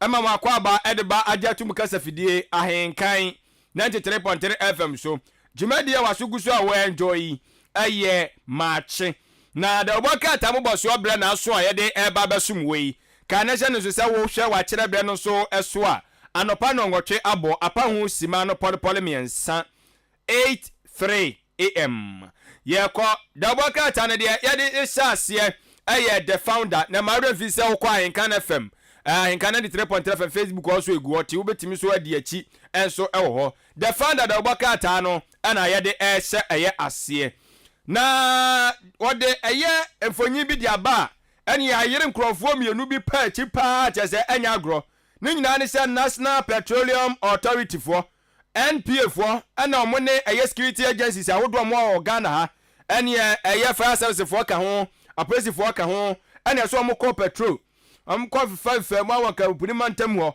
omko na nkrofo bi omde omabi om company factory omabi se anya agro cylinder factory ni bi ana cylinders ndi asese no ana omasa akofa to omkofa no mseda spray ho aya so mo amaye ni ye no mo se ton amo ton enti se we winim na akotobi utia wo be se o mato cylinder wan sha wo de how pa oto na ufie di wom wa shi ufie nyina ana polisi akosom na che so wokohwe adwuma maye so nya adwuma keto o adwuma maye nya adwuma keto ti akwachi wo nyina na da oboka tai ade ho asem ade aba na sadia wote ye ewo Maakye dwumadie no so no Obuoba de tu anim se okopiem ewo wa ene asem no kasai yesi wo honom na wanhwe ho suye obeti ane mwan krofo bi aso pa achi obehwe no na che se wuti wani no akopie baabi foforo baabi e hono ye kwa yen sa masters visu biem eti awu akukunkum ane akwaso wo wane ne patamu ti anu ase IGP na ni abre pa owura dampare ono a etiatia ne namu a okopie mu ewo wa ne wo mokọ kasaye no okọ hodom na yesi anche ana aposifo nsa so eye owudo bi mom susu se akukunkum ne awudi ekoso ho no onim hu bi ene wode nufonyi de about the founder de oboka atayi mu ai wode nufonyi de aba ache se enya agro sa hwe nanim so pa tim se papa yi awudi fata no onya obedi ewu se wasema yiye nanim no enti aposifo nsa so nimu and the oboka atayi de wasem de aba oba pa Queen Queen Elizabeth so no watamfonyini de aba sisi ade maame yakora no yakora no ti sisi akoda jojo na wachese na nado dan kwa kufu ado so akora nya take it bio ya to yansa fra no kaso in bag to to yansa fra no ti okoy no de antrendi se do tumfo de antrendi pa nana de antrendi die nana ye president too to ndo obi anim se de official ti na se otumfo de na yi ono kura so wa nko enye se nana ye president keke wo Ghana ye member e the Commonwealth nti ye den ya by extension na be invite yen we president for me yes nko pe bi akwa wo ho anko ayi president is o mama na anko Zimbabwe president nganga wa so ahwan adia na shina nana dia also go share Commonwealth parliament ne kra na ye na esi na sa enti nana ne de na eden yo be kona se otumfo kra wa anko David otumfo se enye eda ne nyina na wotu kwan enye eda ne nyina so na wokwa yi yate ba se Queen de Queen de se amamre nso de ye ntoto na se enti anu no na ene watamfonyi de aba ti wose agya na naso ko ono kwa anko hwe wanya wori ni chocho mutoka na ho koye ti enu a hwe bia mo agya otu na agya obapa Rebecca so atiem kama ti se nya agoro eti da oboka ti de ho asem de aba kata fe to so du opiti okuchi nsem no pipo nyina ede agu ho na sanso na safu panyini baako Apostle Kumi Labi so no Pentecost so for panyini mbwa so for panyini pa oro ye general secretary ana wa dia tudwa ka kire mpanyifo mo makoko Ghana mi ase si obi dibra ye hu se nipa no we ne kwalidini osafata wono oman no do wanimu nya se obia ni asoma no se kwahwe asoe we so kwahwe oman na japade we so wo se da bia nu ka hu bi no oman no ekofam ti yen hwe nkofo a ye be wo mugidie ene ase wi ase obi ni mobi tirimu asem se mpa ni patirimu asem no wahu obi won mo aye no adandantoma onam monyo na mo de mma ni wie awurade nyankopon bedu oman ni nyina wu enti eno so nsem da waka tai ede aba na Ghana koko no ani azisi ase de no mase bi ekono braso si ani akasankase ya fi anim ya nida ho na ya akasa no ye dane ani ni aso ye de ya niam ahodo Ghana ha ni anya ase ye ya koko ni hata wo ya no ni asesa ni ade agusha mu pua de akoma abrofo se o mo fa ndanda ni ani no mo fa nya choko miloni ade famre breye no o se braso se ya ni akasankasa nso ye pa kwen be fa so a yeso ye koko ni betimi adane ani enso ewa hanom we obenfo owusu na ono nso ede sanse mu ababetudwa the founder the Obuoba Ofori nsem na no pay adeshimama ebi eno no Ebusia ya twaso na ABC News osene nyeso on the side of truth na chance de so ye ginyame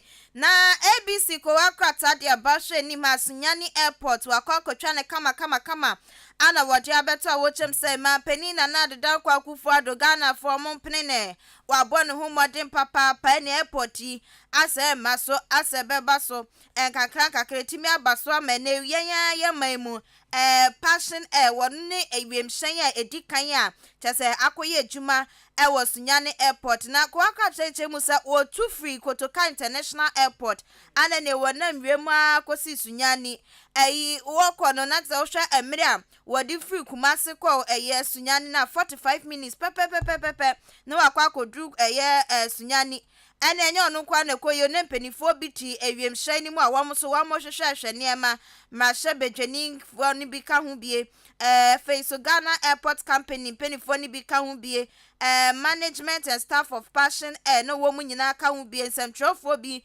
ka ho bie na kyese bua wom kokɔhwɛ Sunyani wiem hyen gina bia ko wakrata de ho sem nyina atudwa na kratofa atoso miensa wo ABC ko wakrata mu wadi oyera kwejo edu asare ndis ni mapa wadi ni foni abeto na nsema apayi kade mu oremie papa wa kyeresa ebre bi akan ni bewa be mampani wo man mu no eniema nsisi so eniema nkoye na eniema ye bubuja sa okobansa na man ni mu so ayedin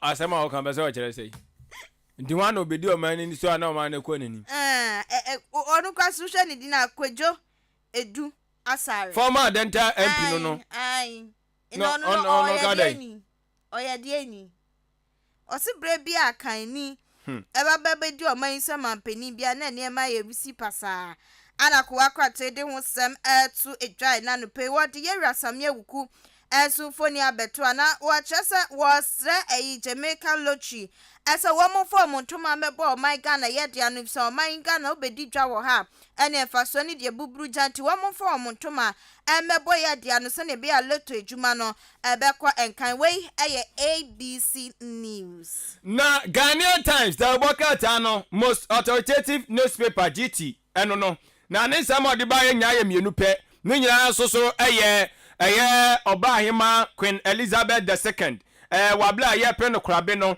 enwo hyehyeye ne ho totoye nyina no wakuchi di about the Obuoba yi mu owie ye so ana wasade atodwa kyere mu se wase mpanyifo ahodo so mkopie mu no ene obi an so de ne ya akonsem akoma busua no so the Obuoba de aba GT pa GT Ghanaian Times Ghanaian Times na ensema de ba ye mienu ni nyina so ye Queen Elizabeth anti Ghana ye ni Ghana ensema ha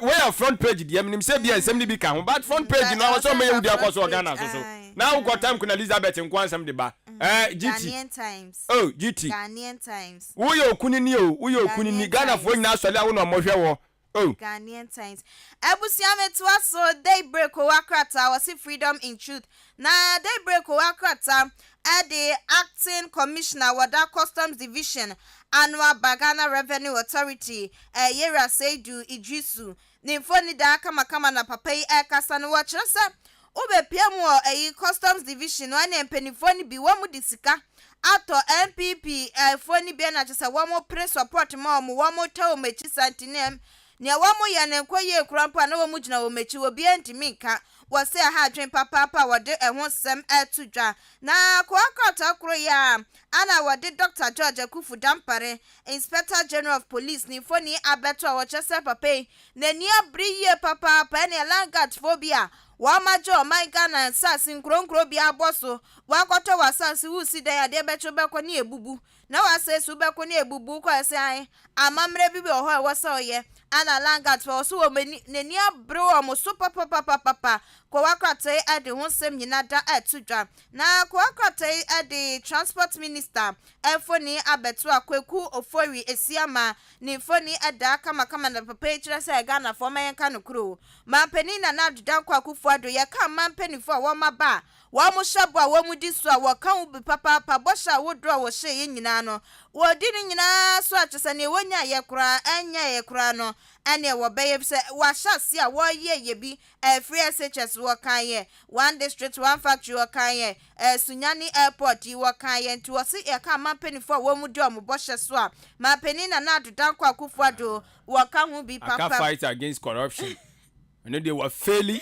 illegal mining eno they so ogusu kura wo kon na fight against corruption no dey me hunu say wa fairly am fiesi aka 2 years anoma ba mpo ye ntimi nyi ya japade ko enti bezon je say enti Ghana ye pan bia no Ghana ye sika akodi ni ho why na kai obi am Ghana brother why na kai this aka 2 years why na kai enti abusia daybreak wakrata ne dia wode ebaye no na watch say National Petroleum Authority wo muso ani abre papa ne yi stations ahodro gas ye tuntun bi ene obekọ na se wo ma hyen ho kama asane e papa bi no enso nye papa be wiase na atorenchem ana ebesie krata fe toso miensa ne nwotwe e wo daybreak wakrata no emu na the bucket time de ato aso the Chronicle me asosem da obokrata no ene wakotwa galamsey for site ni bi di aba ene utimi say yes asase no o ma ye ne kama o ma ye ne fine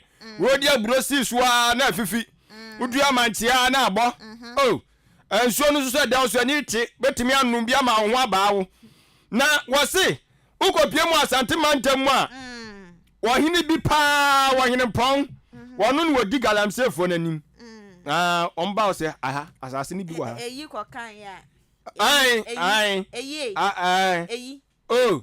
wakra na ayi akwesi kwasi de odike kwa kai mo pe na abro no mo pe na yam no ni ayiso ka bi da Chronicle wasi ayemfo fa mo asante mantem mo na galamsey ni mu di animu kan wo wie ya no anu wo temu se sa galamsey yi eyade bi a ebe ha o mai pa o be ha o mai konko Ghana na ehu si ahwe ne yantu ase a tie ho asem ode aba MPA fo so omo so atimi abomoden yesi filling station bi wo no ma omo na yo madwe so omani ate ana obekono ma miamia mfidie ni mu ndi se bia wo to 10 cedis a ye bebu mframa kakra ni ya bu we ni so ya bu ya dina frafra de amaw ti wo utu ka na ya se wo afele kwa na ya bosa fon asa ti yesi omo akotechi sanfo no so da boka tai enso di munsem ede aba ana yasi minerals commission for so reso so be establish a database bi a omo so de ba be fa Ghana for no so adwuma mu adabo katai enso ede aba na ni quotation no Ephesians 5:12 and ode eba wa akopɛ da oboka kopɛ bi Bible no wotwe konkono enra kwasi 90 days na kwasi ada wan kwa asori enra akron kan Bible enti we wama Bible ni wama quotation won ha ho nkɔhwehwɛ wama quotation no aso bi Ephesians 5:12 de wo no kan fa bo bra da oboka tɛ de ba the Chronicle yenkɔe Ebusia Daily Graphic ana edwini so okunim ko wakrata wasi truth and accuracy every day na okunim dia ban na ohwe nim ha wadma pani nana adodan kwa kufu ado ene ne ho kani ma me Rebecca kufu ado ni foni eda haka makama ene wamajo mutuntum ni nyina da eye Queen Elizabeth awotosu mienu na yi a womu kopie wase ene ko akrata echese womo last respect womo dia kwa koma Queen Elizabeth kama wade ho sem nyina da etudwa na ko akrata kroya na wode abakrata fa etosu edunsia ana wo chese Ghana card na ye no ene senior professor Kenneth Atefa editu dwa se Ghana fo bia womu ni oman mu womu nkronkro ahodo eso no ene egron de womu dos womu nyina de womba hwese Ghana card no womu sabetimi aka bie obe pie mo oman Ghana mu aso ade achi ade se bia obi di 15 years ene kro obi di 15 years wochina obi di sankrofo ni nye wo se register om na Ghana card no womu saka bie enti was National Communications Authority SSR link na yen Ghana card ne sim card no emra womu de ato ho na emre ne so nya ate a won betimi register obi ama Ghana card ne saka bie ko wakrate ade ho sim nyina da enso etudwana ko wakrata ko yakrata feto so edusia wona ana odaba wo chem sa sabre de cabinet mpenifo wa magye atomo housing authority wa mo hihye ya na mo pren wa mo sa aka daily graphic okunim ko wakwata edi ho nsem nyina da etu edwa na de me de etu aso the daily searchlight na searchlight da boka ta ne nsem ode ba ye no ana wade abronya DC wade ne mfonyi di aba na se de watie mu no no aseme aye ne nsa no tun se wonya anka ne Ghana man panyo owura John Dramani Mahamad be wode ni se so ana wade owura John Dramani Mahamad so mfonyi di aba ana oso aka ne nsa abo ne bosa ana ohwe na nim no so wode yero totobra wode totobra na abronya kire se SNDC fo wanu musole na mo ka se bebre na se wode ba se anka ne Ghana man panyo owura John Dramani Mahamad Ghana waje ayi sika waso onje sika bia ono se wote so wanje asgasia wadi awia ho nka so wadi awia po anu beka se woniye o se waso oni ya fa yemfa no santo nchen NDC fo wo ma appointment fo ni nyina no won fo mu nyina list mra waso recorded ono ade beba o de wo list beba kai so mba on betotoye aboden a chese na nya de ketwa eno omi enwene ye ho oh omi enwene ye ho we expose nkrofo ma boga na abro omi enwene ye ho oh omi enwene ye ho omi enwene se no be gbo ma special prosecutor adwuma no so ayemre on swa onim special prosecutor no office I'm sorry on ni nya firo na se on kai yeah so you see we have certain political characters and what's yes so so Ghana ha omo ye bad influence Masa yeah my chef this is a typical bad influence omo me anwene ye ho e den na nsi wo Ghana ha MPP4 omo ye koto about 2016 na MPP4 ewi ni ye in 2016 2017 openi ya o kasei e den na wanye one to say ona mo ani ese o ma hia wa chesiu ka John Dumelo o man ko ye bi ekosi sen and also the senior obi ne nkrofo na this program no masa there are some characters and what's yes so they are bad political characters and this is a typical example mamo mano sa the medium no aya no kro ya na ha no mo na no abi anwene ye ho what happened Kufuor power switch here somewhere 2001 masa they should let us think yate ani abro yes jade oye no bad political characters are mamo so jade oye no ti na so obezu betutu bi mane no obi se onu eba ayi adwunkrutu dwuma na no mama na ye o masoma no eso eba ayi na de down na ye ni Ghana hair on abeka mu kwe si emu adimpo masa it means what you are doing no style of politicking and we yes ade no a ye because we twu condemn masa me I keep advising politicians no especially youth na eba no opese we ye politics suade what as ye suade ba na kinkan obetimi akinkan bi eba ne choro obetimi achoro bi na opportunity bi ba wenya bi adi na wo choose sa ankrofo no a me ba bi di atemo no a omoro mo te se ye yi kwan a nse wa awe abobi ayedi kan de be funtum asase no ye de asphalt ni be gu kwan so wi a wo hunu awe abo so dabi onfaso bi afi yese yenkopɛ low bed na yemfa ni nsi so ni yensisa ntungu baabi because ye na be include to adwuma no awi your people have used you, they have dumped you. Still, you are just making unnecessary noise on radio. People, because you have money, people will still give you that. You know, Masa, Mama is also so bad characters. Also, business about Kuya and your mama no communication officer. Why? You are fixing the country, no. But we are fixing the country. Abua Papa. I'm trying to say. Abua Papa. More we should be paid. The same at the comment. Minim de tia mo man no a communication officer minim allegation bi obey bi anya emfa kwam me ka kire MPP4 ni peyi omo communication bureau no atonsuom that be MPP communication bureau atonsuom hwere dia Richard ahia gbos wan akoye ko gudi ho ani ase poto Metro TV Enti omo communication bureau no sa NDC for tactics yenkotwa ntronto akufuado so akufuado sabi wo yetietia wakune yere wayese waye sa tetinkurasefo na omo ye sa politics no watwam ene no bawomia the facts and figures ediaba enti yen debate facts and figures enye yentwa ntronto ne so enko ba bia o nanado otumi mema mpani da ensa mani anti organa ha ai wa meye masa ogusu a wote so a wo ye enti NPP communication bureau na to nsuom wo de ya wuntieti o communicators no communicators ye be defend wo mo ya wuntieti o mo nsem wo keka utuoni and you ask yourself say na nyam na mo kasa nkrofo bi parking kan no na de mo wakin kan no mo nso magya ya na communication bureau NPP no in general ni nyina to nsuom onipa ogusu a oboa o kakra eye ayi papa yi Dabi oh adomako Dabi money first crowd no ya blekuma bibi MP sisi on the STC boss ayi akomia nana komia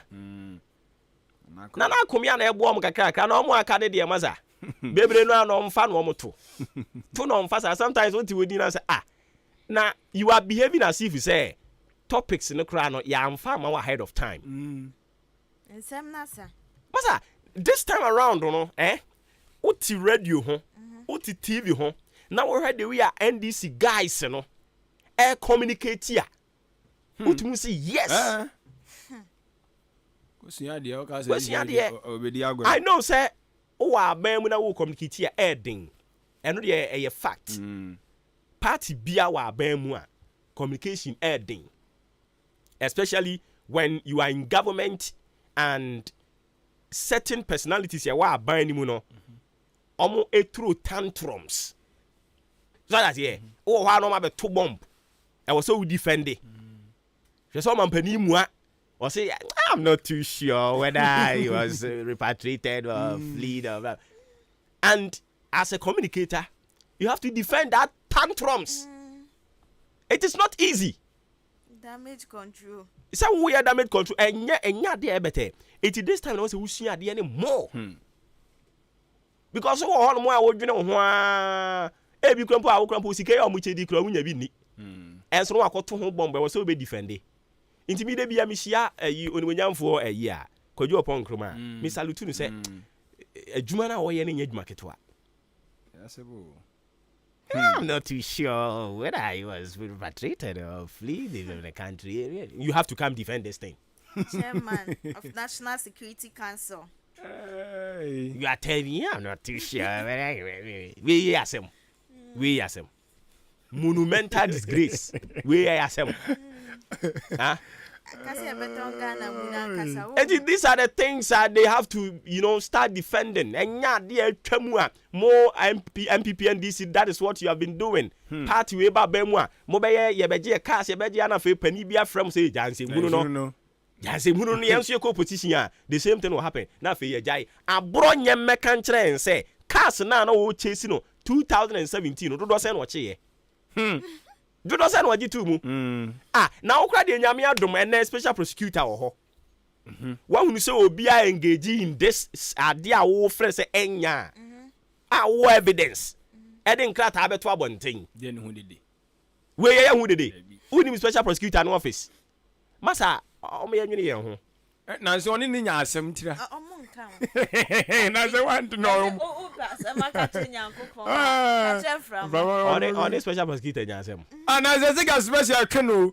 Aya abro no. Abro no. Ya abro no. Nti omunya aniamo ho nsem no. Omunya aniamo ho nsem no. Na se katashe no mga se. Omo maka ni mampani ma ha ma nwene ne ho. Kasa katashe no NDC fo no omo ye mu ade pa. But omo kre na omo atu omo hofo. Omo nyina de ya speaking to fact and data. Omo former communications director yi. Ni position no ani kra na propaganda secretary. Nti omo de ni say Troy ni nkontompo se. No kan. Na omo bedi hu ade. Jada ze. Afi oduru kumasi ye to aba ne man wie ye pe se position no ya dane no say your friend or communication officer asinti say adwuma me ne dey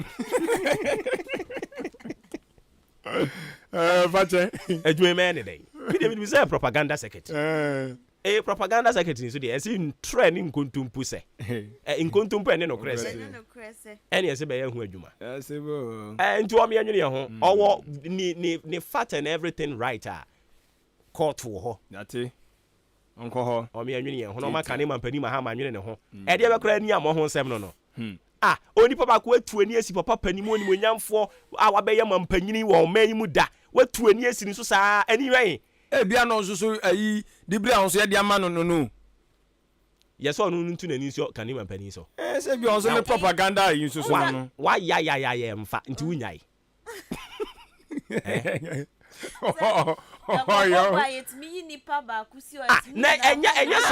enya sa man kuro ya no beka say John Mahama wo sika o polytank mu ade ma sinifie no enya ono masa onko tambecha magana fwe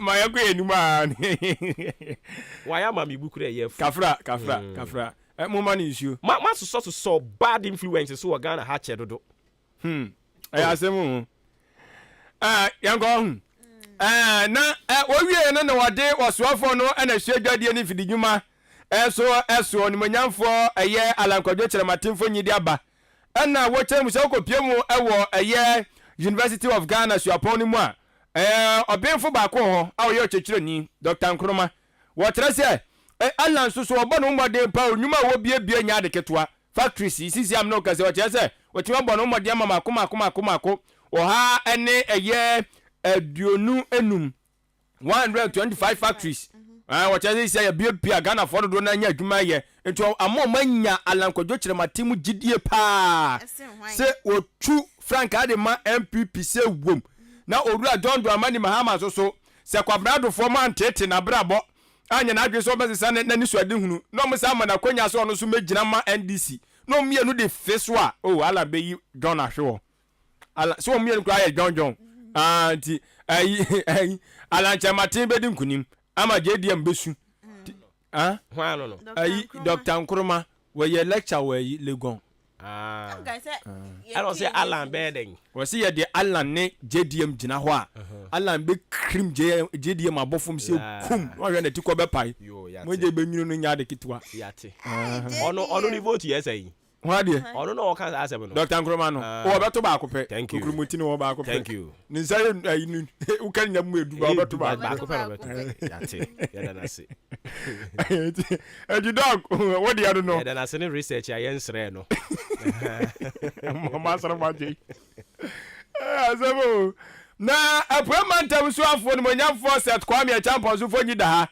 na hwe ne channel tim say yes Alhaji no odi tudwe kire mi say wo eye pediase ade ko eye kofodua kwantempon no ye be na kwan abonta nti eno betimi aboa pa ama kwana badie so yententem etiaso so de oboka tan enso ede aba tikata to so enan okwa asem no kuchiri ni people de agu onemo kama MPF also asem ne dika de ama dada enti okwa na so watimi ato the daily searchlight no akenkan yanko Ebusia yetwaso na business analyst ko wakrata na ejuso si shaping economic decisions na analyst ko wakrata ne ohwe ni mu award GPRTU womu sembi a womu di tuja odi aba betuja kama enche bia ne betuja se ashinti abo ye betumu ana mpenifo di aba montin se no kuro bia nimo womu se ashinti abo nya dia wo bia betum sania enkra ne ho ama ne bo akokwa montin so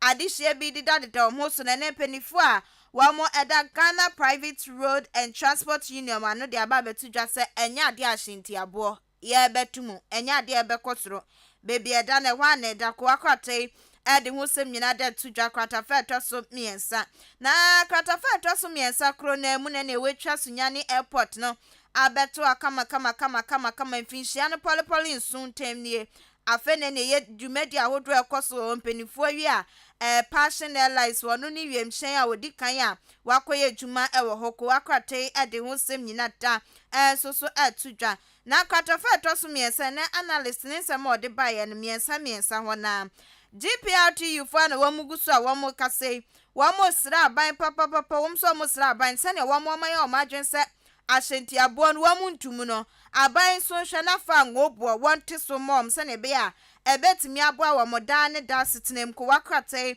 de eho ensem enyina da etu edwa na kwakwata kro ya ene ohwe ni ma wodi yeratechi adanfoni abeto papa yi sira wasisi di no ekofom sidi na ho de wo fom ye papa pantigana economics na wo mu no ye hia wo a wo ma ben abenfo a wo betimi aboa ma mamuo no etu empon we yakwata fe toso enum ewo analyst ko wakwata ne emu na kwata fe toso enum ho na wo kire so IMF wo medical ba o man Ghana wo mu sa bebe biem ni I'm say be ye de bi ma sikai na ye pe mfa sika ne maye mo maye zo am nkan ansha o mu de beba ade ma be kan ma kire ye de nti kura ye ha wo si am say be ye de bi ana afena mbese san agreement no aha o mu bom de be kan ho aba oh iti be kure ni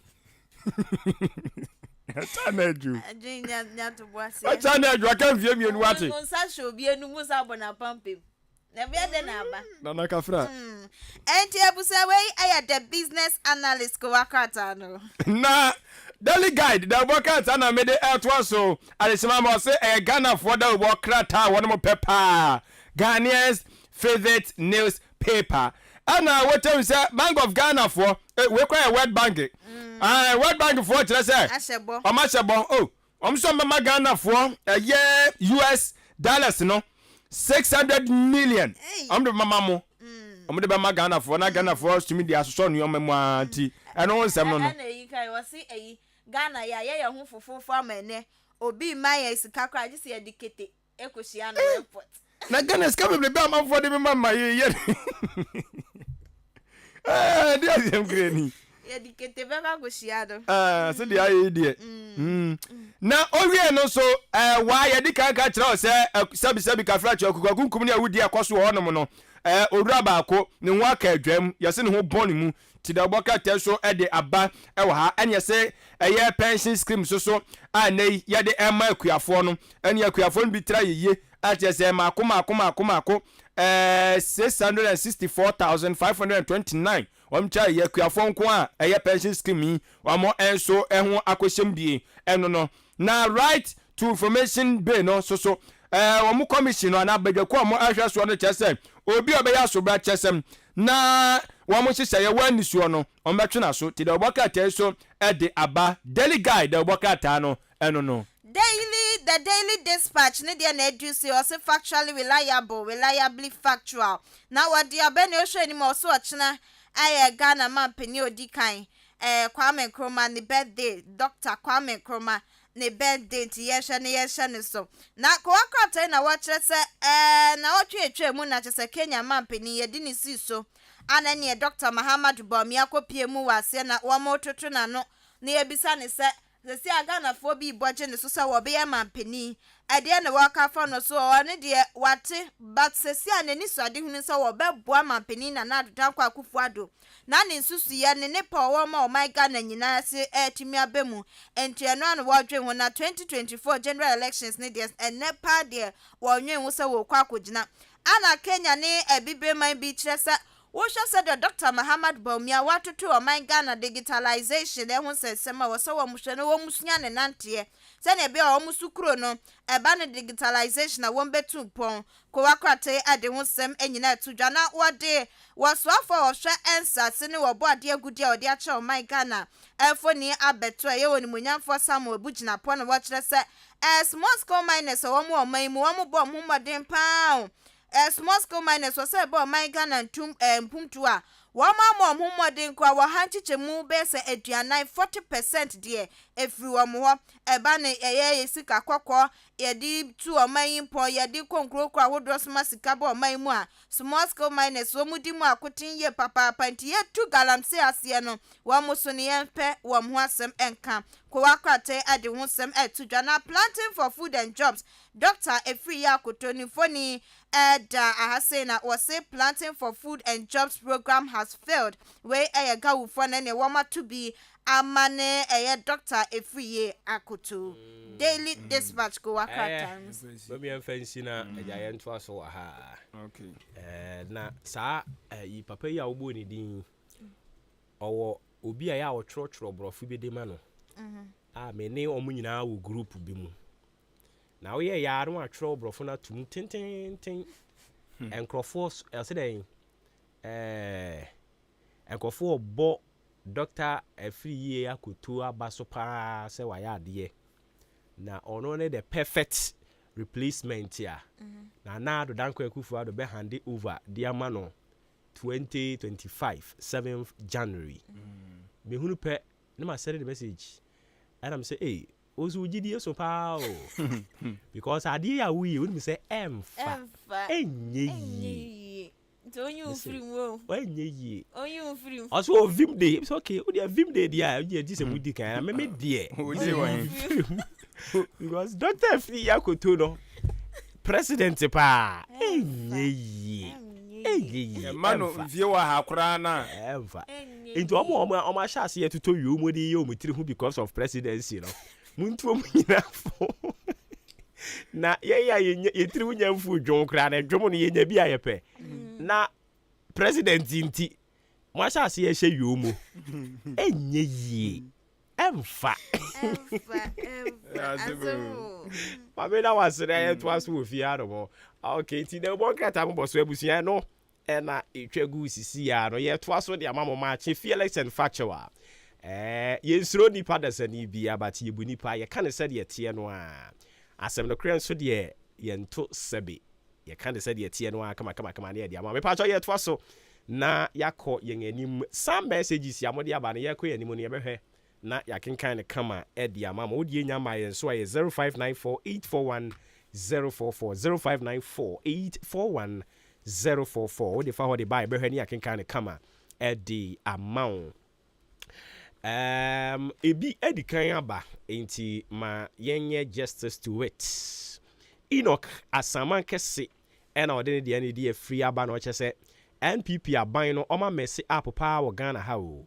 Na ni omo ye die never again omo sorry omo so be break 8 maybe no person omo say break e said omo so Ghana for ye economy mu apa ne tantan so asan twe na pie to afa nwemu no omo san wa kukuduro kan so be break 8 aho kire yi mu na de Ghana for ye ohuru yanim kosoro ensi wo man mu da debi eya no achi Amandi Gabriel Obatampa Shelley na osei ampim ena chairman Ibrahim Sunday omo asama kese chia omo fama me Enoch edi awo no edi eba ye eno no master plan ade wa ha mekan but mame nkwa homa ne so na fei yenkodi nkomo we mransa ye ni owura Samuel Nyameche oye communications director edema Ghana National Council of Private Schools opani utime kan FM suni Maakye bejo so many abema na bibi aboko de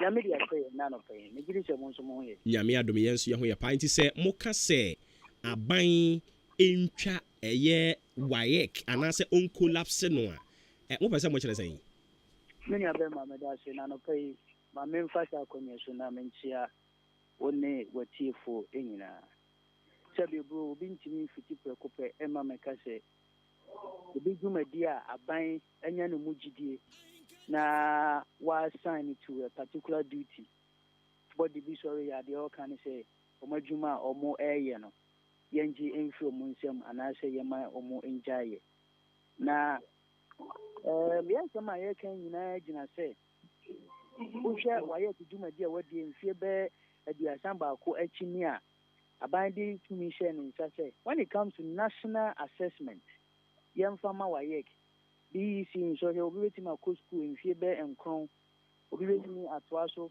akọ school pom enfie miensa BEC wati respectively emfama omo na omo ndi hu dwuma no ekiti akọpe ema mekase abanyi mfi omo nsem na de kakra ye hu ni se efiti emme kakra ni waye dwuma dia odie ni nyina kamia kwa akoye se baabi no ochia na chia ochia no so no omo ne ho so se wo hwe na baabi a wɔkyea no wahwɛ no watenete nneɛma yie ama nneɛma aboa yɛn nwoma sua wɔ ɔman mu ɛnkyɛ yɛ bia ɛna ɔpanin baako a ne din de Dr. Mante efiri wayɛ kakate ɛde nsɛm yi ba abɔnten sɛ ɛyɛ nuanom a ɔretwerɛ wasi nsɔhwɛ yi efe bibi impersonation ne nyinaa ne sɛ mmɔfra a odi ɛsɛ fata sɛ ɔtwerɛ nsɔhwɛ no ɔmo mmom deɛ ɔmo antwerɛ na emom nkurɔfo foforɔ ɛna abɛgyina mu sɛ ɛyɛ saa nkoraa na ɛna ɛretwerɛ na wɔn hwehwɛ mu da adi kyerɛ sɛ ɛyɛ ankorankora school na saa deɛ no ɛkɔɔ so yie paa afei nso so no when it comes to leakages of examination ɛyɛ ankorankora school ɛna wɔdi mu akotene deɛ ɛtɔ so mmienu no nso so mmiɛnsa examination more practices nkwa na ɛtwerɛ nsɔhwɛ cheating ɛne adeade ɛka ho no yɛka yɛmfa soboɔ no ɛmmɔ ankorankora school saa nneɛma mmiɛnsa yi ɛna yɛbusa deɛ di kan yɛbusa wayɛ kɛsɛ when it comes to registration of examination a yɛka ho asɛm nyinaa yi ɛyɛ hwan ɛna ɛyɛ 21st century sɛ wotena hɔnom ɛka sɛ obi impersonate obi for writing examination abra registration wona woyɛɛyɛ picture taking wona woyɛɛyɛ afei nso wo deploy invigilators to various examination centers say ondi onjuma no and then it means say you don't have the credibility and you don't have the trusted people ebetimi di wo mo aye adwuma there also me no so a all can say leakages of examination mini abema ya fa ne say wo ye teacher ni wona wa settle questions na wo settle ye no aye wan kasa na wa print na ade ekɔkye ye esan ya na nsɔre de ti ya ne say yaka sɛ wo questions ni nyinaa adadi egu abɔnten na wo sɔre ya wo de sobo ɛbɔ wo colleague teacher o school mu hɔ a onim saa deɛ we hu bia maakye baabi a examination questions no kora efiri ɛba onim hu maakye yɛn nuanom a wɔn school ankrankra school wɔ sɛbi obo nkrase nyinaa sɛ wo de wɔn nyinaa fra na wo ka sɛ yɛmfa sobo no ɛmo ɔmo a sɛbi obo sɛbi nyaado na wɔn asɛm a wɔka no nsuo bia nyinam because you are in charge of setting the exams questions. You are in charge of keeping them.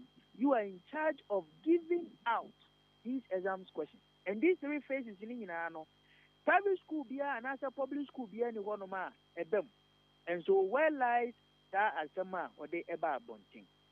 Yaka examination more practices are cheating of examination questions. You cannot shed the blame on the institution as a private school, but you can only blame Akrana, the person involved.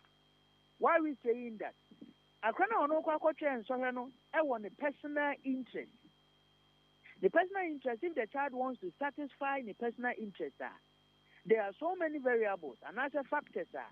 A bit to me are supplementary for say or achieve a personal interest. In the Akrana school, natural Akrana, the Anokwa exams room. Now, if it's a question about mean to me. Now, me busa me colleague and no, you cannot in any way blame the institution for our actions. Akrano a year or it didn't say why exercise some way now or the Baba Dedia. Now, or blame the private sector of education in this country. Then it means they don't have what it takes to undertake their functions in the country. And for that matter, there should be another competitive body beer. And also will come out.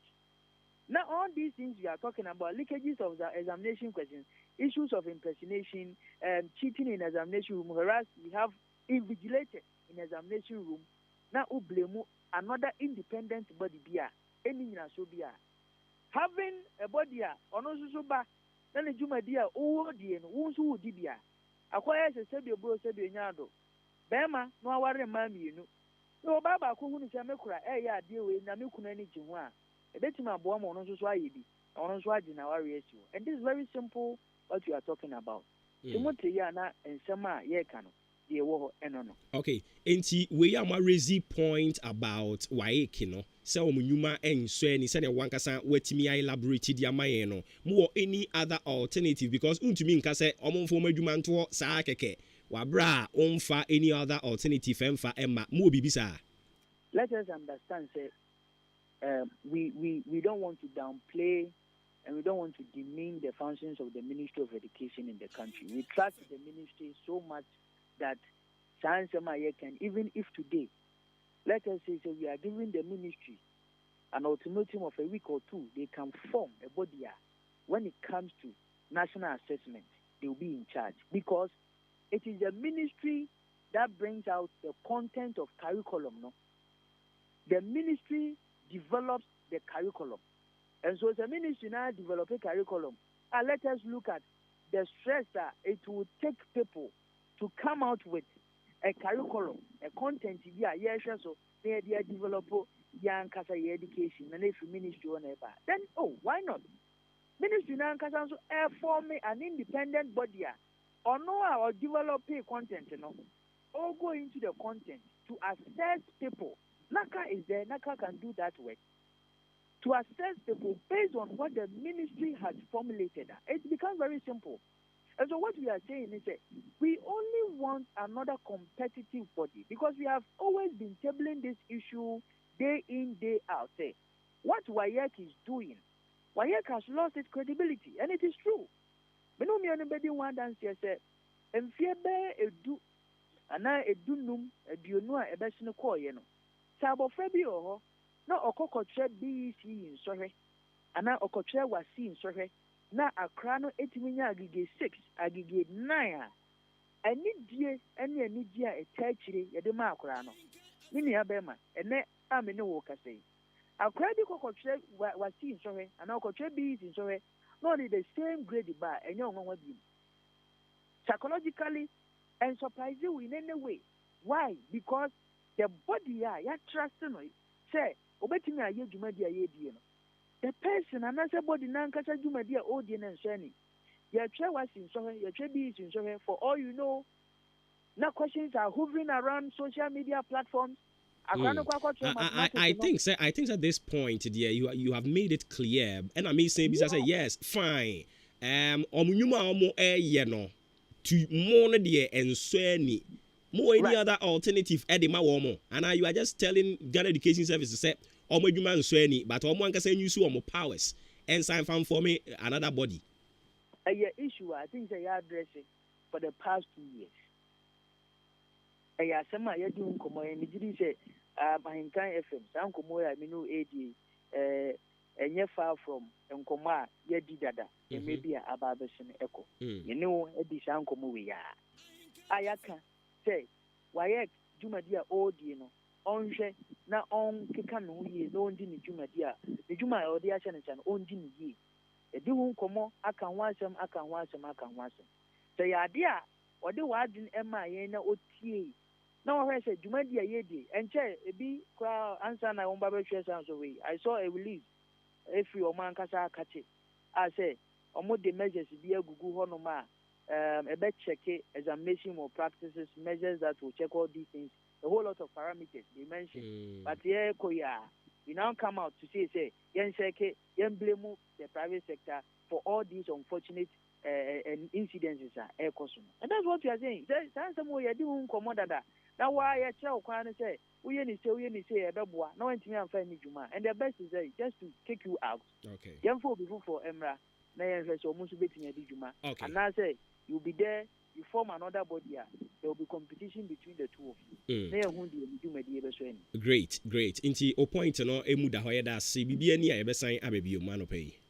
Okay, inti ani enua be ma Samuel Nyameche, Communications Director at the Ghana National Council of Private Schools, and yere ne kwetwetwe nkomo no some 51 minutes gone already into 8 a.m. Jumedi agusu awutie no eye Maakye na mame sign fa mo messages bi amode aba ne ntoa so na fe yenko yenim nkwa homa ne so enkodi nkomo aka we say Master Planner Junior Kintampo and ono so che said the fight against illegal mining and ya coin no e friend o galamsey no e ba be difficult pa o e be difficult pa person say okon no aye kon no aye ne ho bibia ho NDC e ka kire Ghana for so omo ba omo be jai Ghana for am omo aye galamsey na sembe nkure ni hadwen pa nti mamoma muntie NDC for omo de yesa de omo ka kire yen no omo ye basahye ade for omo ba pe omo be se nioma nyina nti mamuntie wo omo da Master Planner Junior Kintampo ne dia ode aba eno no. And on this thing no mahunu video bia, let me address it. Makato say ye hana fearless and factual. Ye kan ye nimini ye kentino. Ye nsuro ni pebiatie. Deputy Communications Director Edema omkadom from one offices. Edema NDC Owura Kwekubu Ahen. Na he has been seen on a viral video bia. Ning semwa all kind of say NDC bar. Obema Omanfo aye galamsey. Openi, this is a loose talk. With all due respect, this is a loose talk. But enyame nwanwa bebre say eyawo na wo kan sa asem no. Because you are known for nsem sa. Inti nche da nwanwa bebre. Anka yen address Kwekubu Ahenkan address because you say wo no the likes of wo ne abro nyan mu nyina madwumadi e baako. But for the sake of the generation yet unborn, we keep saying, say, sir, dibrena ye kure musisi, and we are not holding it for ourselves, but for the generations yet unborn, generations na ebano.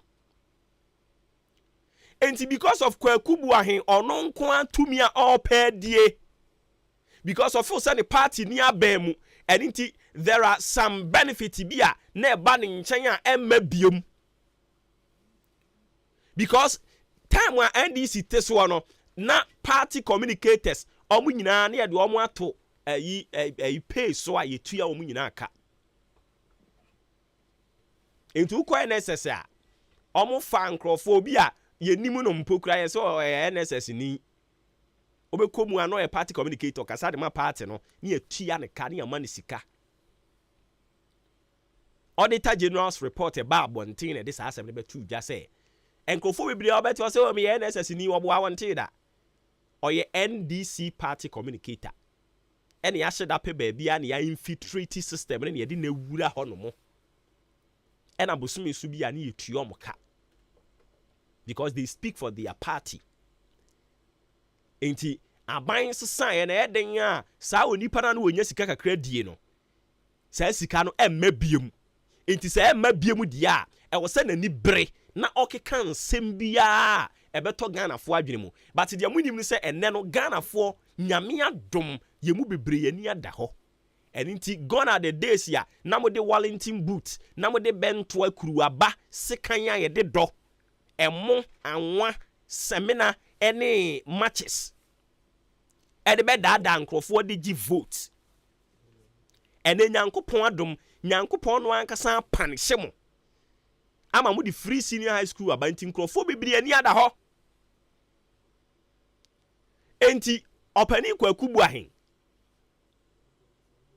sa star na mo de ye politics no enem ntumi fa nya biem hwese galamsey a edi Ghana fo ewu esensuo ene kokofuo na ya tiasim na ye di tu galamsey Kwekubu Ahen emeka asem mfa ho nkyere Ghana fo a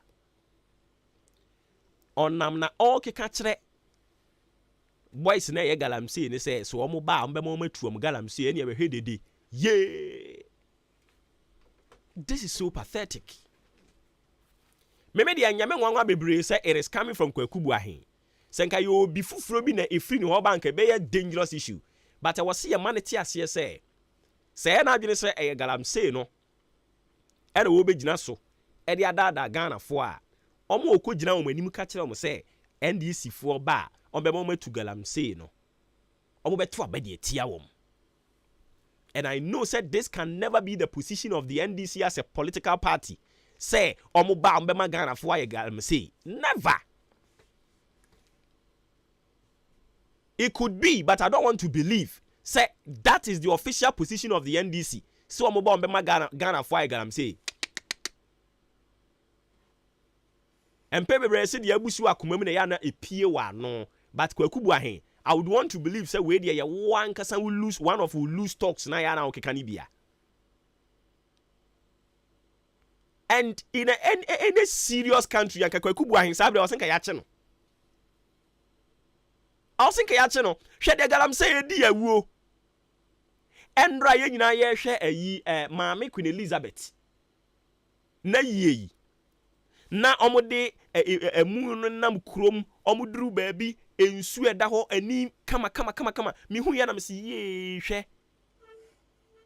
Homun suno, who are siempo. Ujina esro with me who are see. Ya Ghana ha, can we say the same thing? Ewa ya Ghana ha. Say Ghana ha, be pema ne ye won suo bia, uko jina nkonkon no so a, uhu betumi ahunu suo na se ene Ghana ha. Ye betumi akasa. Ye ntumi. Ene wo be poe man temu a, yade a illegal mining ni ede aba. Chronic disease. And now na Dr. Akuto kan ho asem. Director of Public Health ewo Eastern Region. Chronic disease illegal mining ede aba. Enya senketwa. Na Kwaku Buahin. You got the nerves. Timika chere Ghana for say mo ba mbema e ma ye galamsey. Into amo ntuma mo. E no mo nso boje su ye. Ghana kasa sheda nye serious sir. Ye serious anka by now nka no was nka odem. Because or your enemy to the nation. Hwene gam say ensase. Say yensu. Ya kan ho asema kan. It is not as if say we don't know those behind it all. Ye ni mo etu.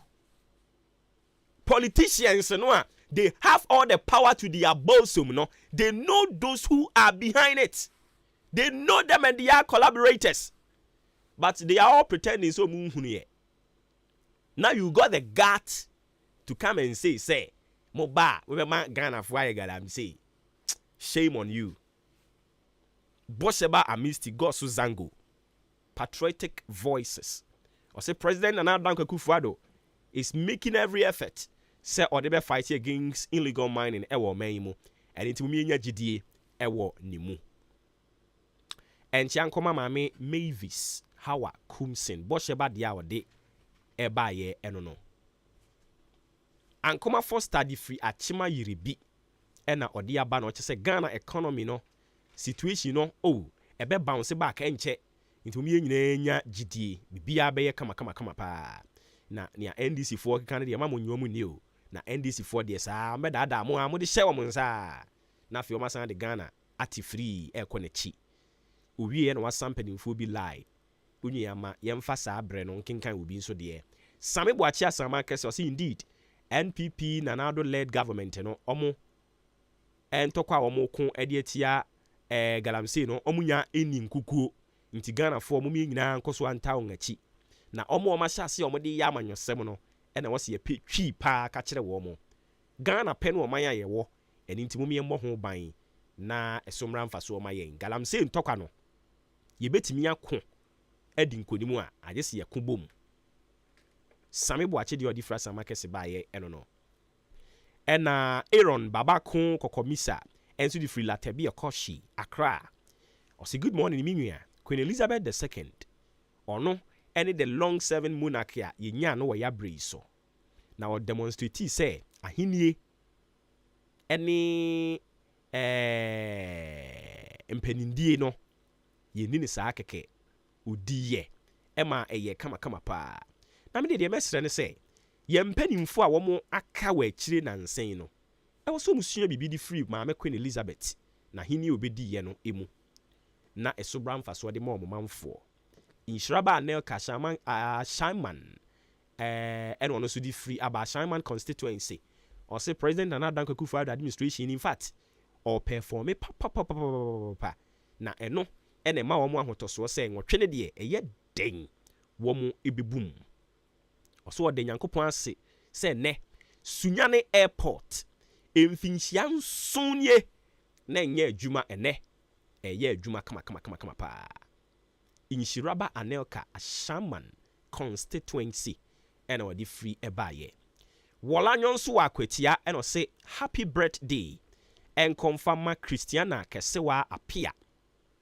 a wokwa sorry ɛwɔ akwatia ICGC Christiana Kesiwa Apia Walanyo ɛwɔ akwatia sɛ ukwa asɔre ɛwɔ akwatia ICGC a glorious happy birthday Enko Emfamao live to be 93.3 and beyond abusia ma yentwi ahombra ho ye ba na yemfa nkomo no ne aka ni nyina mfa ntoatoa so emfa ma we've got a lot yenya kra nka ho asem ye beka ho asem e dia ma but tie we se ububa yenso yetebe utumi bube pa me yehunu sampa wano ate mpani nsem no ye ade wo ho a memfa ntena wo fie e 0593 649595 0593 649595 ODI Electronics and so say aka 61 days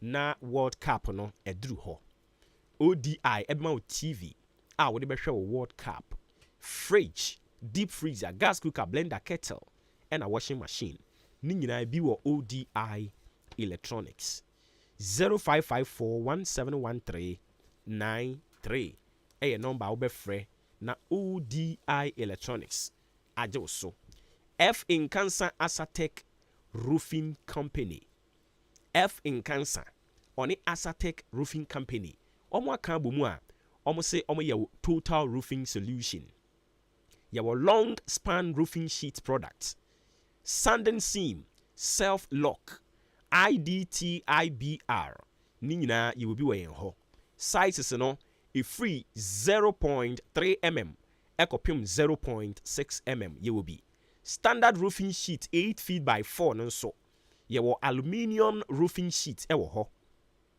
alu-zinc roofing sheet galvanized colored roofing sheet color bi a wo pe won sabeka rubber roofing sheet nso ebi e wo ho ena ye san wo roofing sheet no accessories into your rigid caps, rain cutters, valley cutters, side stream, and niakaka hunina. Sansuna 14 feet and 8 feet nails and also your only be away in ho. Your colored nails away in honomo, wire nails and so it be away in honomoa. Any this one. Yakufa China, Turkey, German metal doors, and so Ediaba. Your T&J plastic doors ne eke ka hu nyina wo ho no mo a oba on sabe tumi aka de wooden doors no e free China ekusi T&J plastic one kama pa blocks nso a wo de be sit dan no e free 4 to 6 inches no ye woni nyina bi e wo yen ho horo blocks eno nso ye ho adwuma ye san so supply enwea aboba a wo de sit dan ye wo bi eni nti wo ba yen ho no mo a wo gina wanam gina faako na wato wo dan ho niema ni nyina achim wo dan Kia station no ye ne wo mo na edi animhwe e wo Central Market na chiri ho no mo a okọ eye old CMB Cocoa Warehouse a eno no wotema ubehunu yen e wo eho eno mo roofing sheet ne hardware ne aka nyina no oba wo nsa beka bi yam block factory no nso ewo Intiamwa Hotel Junction Ash Foam Depot eno no achim wodan usika semo nya obetimi etuan kakra chirei obetua nyina awie ni assign ama free transportation baby bia wokobia free estimate 20 years defect warranty etai to 0245 979311 0245 979311 AHENKAN933 Asatec Roofing. You say a total solution for any roofing. Still anointing. Ma yentwi ahomra ya ba na fe yemfa de aka ni nyina nso.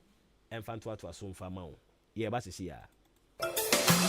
Adwumayfo me mamo ayiko ya na former way master me wa ha na nanu cement me kotoma mo se mo fa nya adwuma no sai na former uhu cement no oh master wunim ade papa that's right unisam cement okofa ba ye no se wo total so se wo ba price no se wo twa block so se wo to block so ama ye adwuma ye mbre Unisem Cement. That's Ramati. So we a mason, we a libra, we a foreman. Na so pesa we juma ye fe ya kono ne gina painting dia. That is the product. Unisem Cement. Your bottom and a paper mu die. Na so bi pe cement papa say ya. Ehemfa no be biato. So we pe Unisem Cement biato e wa chim dan ni potem ha. Obekwa some cheese enterprise. Yawo Amantra, yani Dukes filling station and the enhwenimu. Fly 0243 583 190 and 0540 659 865. So we amazing and now foreman. Na udi enipa beto cement babru 50 bags so a ye chewa de free. Some cheese enterprise and the di aba achim dan Amantra, yani Dukes filling station edi enhwenimu. Hey! Agwazi jade ujafo ena ne car engine ewuo ya esi wodro so fitting shop wo no ah bra enyo ne kanfu si horse engine oil man no oge na ne ekire piesie bra me na masam ni o akrabato yakasa se si horse engine oil no ena wo special additive e ohuru engine mu e ma ne che me dwun ho won na via den akra ena me ne e ka ba fie na me fa the whole world open quality engine oil sea horse ena wo so say private cars taxis commercial and heavy duty trucks enu ti no me kanfo sea horse 15W40 and 20W50 ama drivers any ka una fo nyina afa motorbike aboboya ena pragiafo no mumu de mu hia eye sea horse special 40 enu ena riders and mechanics e wo sem use you unua no kure wo mni say sea horse product ena ye papa ani bonso e wo fom sem frimu fia e free na kro sea horse engine oil nko na begu me car engine mu ene fra sea horse for 0244 577 559 and 0240 800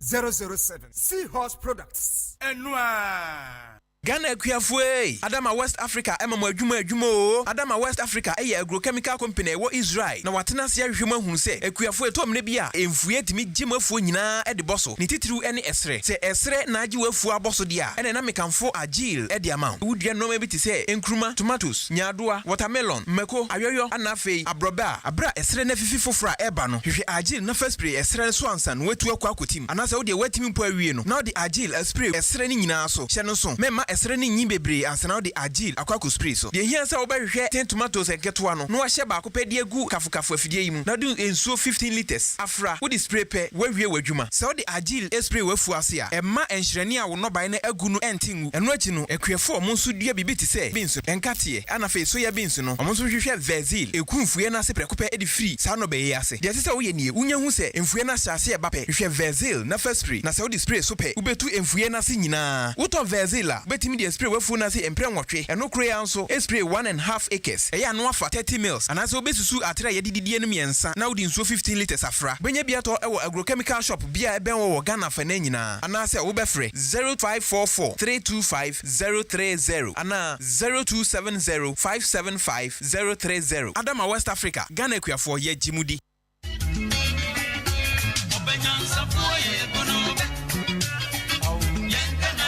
Wububa, Jansia Tibo! You and Penfose at Benya Tibetia, Ekinigeni ho, Nanyansaninsu, Yabunube, Yankanasem, Anunti, AHENKAN933FM, Memini Debia, and Umrenon son Ekopim no tree, Shia, or Hineba, Osu, Ankuma, and Kwame Asante, Wamra, Omadia Konya Cassia, na Omode, a Bebu Jumedi Ebro, Sawa and Potamuha, now Betty Mebuba, Brian Kain, 93.3FM, Nabetsra or Cratchy Powers, Ewa Abebum, Sansan Penfocus at 2020. Yano Musanania Fadin, Kusia Fufu and Kubedi, Nancy Wadro and Uncle Boom, Yano Missu Buba, Yansia Tibo, Memini in the beer, and Umrenon song Copim no trick, Case Cruise. Ghana Adishie, Obuoba Ofori Amanfo Emamo Ache, Ediba AHENKAN933FM. Onyamachio. Abusia yɛ da se watwen yɛn yakoto nkra ba yɛ toa so Maakye ani dwumadie no edin ofrɛ me Obuoba Ofori Amanfo me pacho bebere wadwen kyerɛ no onso betumi e de abasere de bi e ka kyerɛ no it is an interactive show and nti ye encourage you say onso fa wo messages wo opinions sentiments sɛ nea wodwene me wiase nyina nso so ehunu nso so wadwen kyerɛ mampanyin sɛ we should be citizens and not spectators and it's also far the bra na fe ye kwen anim ne ma wiase nyina enso ehunu sɛnea wodwen ɛfa and inti mu amode afa WhatsApp no mo de yakenkan aka ada media handles no yebekọ ho na afi ye de aka ho amamo ye kwa homa no so na ye ni owura Henry okay ye ni Techi Ado mo nko kasa nwie Techi Ado Spare Part Dealers Association PRO ye ne no nkotwetwe enkomo opani wotimi kan FM so ni Maakye Lejoso na pumba ko de obo de dan ma o this will be aso ho yo ye de radiasi ya hanso so nyame adom obi aho ye na mo kasa o mampanyini enkope economist foforo na onkoje adwenkyere wo mo ho no mo a adan Dr. Mahamudu Bawumia mo ne wo case ya na ye no case hey economic wizard yi nyina echi no mo san ne wo case adan ye no case na me chia wa hwefo ni otiefo nyina ye no case because ye di oman no ya fa mo se omo ya fa mo work and pay o omo ye servant omo be sumo ye na kwan na omo di oman ne fa so no ye si enye maye intino omo mpe Ghana fo a omo so betimi abede abeboa etinye kan se ba omia oye chemama economic management team no wentimi ambo economic team no on the only the vice president non concern committee toilet na do onye border consultation non consult the past administrations no on pay professionals no any economists no more universities no onye omu nyan trust round table no no bi afa na again de embra na ye me de yimbu o man no because Ghana no enye omu nkwa dia eyi nyina dia enkoyi no bi entra ngofofo France way ono so akwaya atom kese so o memu ha enti say spare parts dealers me ba spare parts dealers kase o mampani abedi akire enkoso na on commission toilet ya ano nye den dodo ano nye den say enye na adwuma no toilet nye na adwuma no na say enye na adwuma so say no nkonkoye so no na o say ona woja oni say waje onu atene ni so no person oye no waje economy na to ho na wa hu toilet bi akọ commission o ade na ade wo ti o memu ha say ebi a me afa me ani so abetimi akai me me de me hu say o commission toilet bi ni say o mesi more minister toilet bi e municipal in assembly no o mo na ye o maduma no because toilet o mo na mo ye o maduma no wo de ni say o be supervise economy ni be gina economy i be gina o be fa Ghana 2016 yana do ka simbi 4th May 2016 or see the city depreciation against the US dollar no because of bad government. Like I said, they do not say no. If you need to change, vote for change. That's not city near 3 cities, 72 pesos. Year Trabani in December, and 3 cities, 97 pesos. Year 2, you didn't another basis to 2017 comment. 4 cities, 20 pesos. ABC and net, 10 cities, 51 pesos. Enti no adaba for na omo de be share papers for say ye na ma papers buy dey no omo bi say omo pay for no owi about me na pound for no because dollar no omo ka crude oil ba omo de American scan na kokko kra ba o nti dollar ne cost ya e so say oba fu en be cost no enti na fu no dollar cost no pe e affect bibia dollar demand and supply if you am supply no ka credit and demand no high it is the best system ni you see them fall down. I see. But say opesa worker economy there, and I just say you can also run away from facts and data. And they keep saying say oh baby o mepeke economy ni free na oh baby a omodi drew. And again, the margin CD no edit depreciate no. O de to maybe a twemu a just this one is far better. And also so can you write it off? Mr. What feed the case pa and what is associate office there also probably out no na ni omo ka kire ye no ubotom to say inflation at saying you look at commodities every day be a kwan e koso into ono be ka kire say they are using data say ni plan the data but the reality on the ground no na me kire ono the reality on the ground na me kire ono what is data? Yes, data is being prepared by human beings. So manipulating, how would you know? And I make us say, oh, person would debate on economy, and also so to mean you can't strike it out. Make me actually because me, I'm not an economist. I'm based on what is happening on the ground. based on what I'm seeing, based on what I have in business, Medjuma. Based on how we bad. Our factor out of fuela, equity out. On the data, no, on the physical data. We shouldn't listen to the Amoniomo and rhetoric. We shouldn't listen to them. Utofu out on the same. Utofu, neighboring countries, you know, from Omujezo, Neka Ganadia. Utofu out on the same. On the reality. And then I'm manipulating. I see. But Mususu say onipa fufra na say economist fufra no ayenko pe wo mo no. E de no mo ba be so different. Be my economy na gira na so. Omo no about me, he has been trying and tested for the past 5 years. He has won incompetency. You wait when you see and no man and your Mukwadia and the rubber man and one Kwan when you say you were Ghana or no Kwan and another car say, about me idea, Nakupon, and then Ghana and your man in economy over economy no or say Bank of Ghana no. I have worked there. I know where the money is. The money is sitting there. They're between them and 5 years in. Where's the money? But economic management team, you know, embodiment ya nipa one more benny and it was when you're non qua and it's a most single and out. Don't you think this will be because as a money war personal problem one na AI and okay because economic management team, you know, the likes of trade and industry minister Alan Chamantin or presidential advisor mu nyina wo tetesubi finance minister was so Matthew Poku Prempeh mu nyina was so and it is almost single ba umianko out enya picture bi na mu dey kwa abonten say asem no problem so journalist be some question this year and me nyaji pa and me say or intelligent pa seriously question be say me nyaji and na be timi ase me say me ye wo mem ha office say ye wo mem ha ye wo two offices pro the highest office of the land, A2 pay. So let me add office of president, office of vice president. Now, one is supervising economic meeting. Who is the chairman? Who is the chairman? The vice president, obviously. Bonidin, Mahmoud Baumia. Only the chairman. That's the Biako Chichewa. If I watch one. If I watch a minister.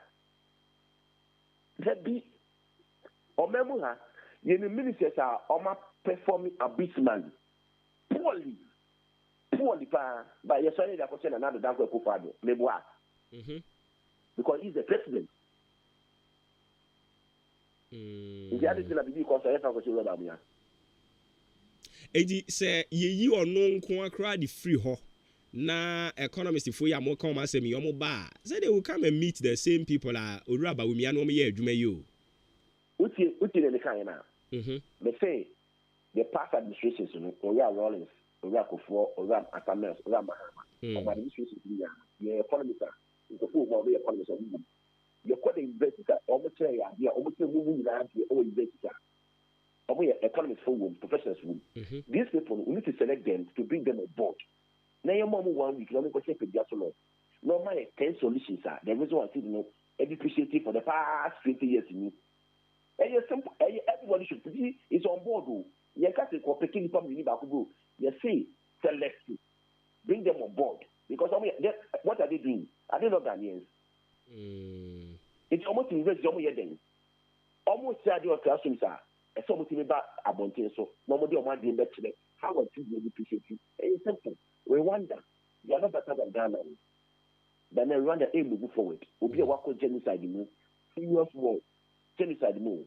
And if you wonder how much more Ghana fight, you want more brains, they can push, they can drive this economy. Master, me say Ghana, you will pay for beating your drive economy, but bear one year, you see different. Okay.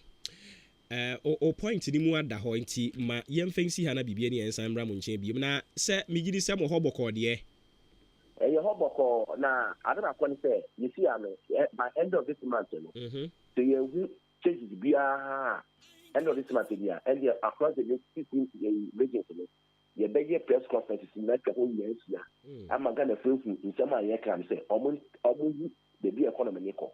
If you mom after end of this month, you will say all the riches in Yano, you go at the blackboard and I'm the be economy never could do. I see. But I'm going to say into Mubia Yama or Mohodi. Oh, separate India, would you have to do and a very problem?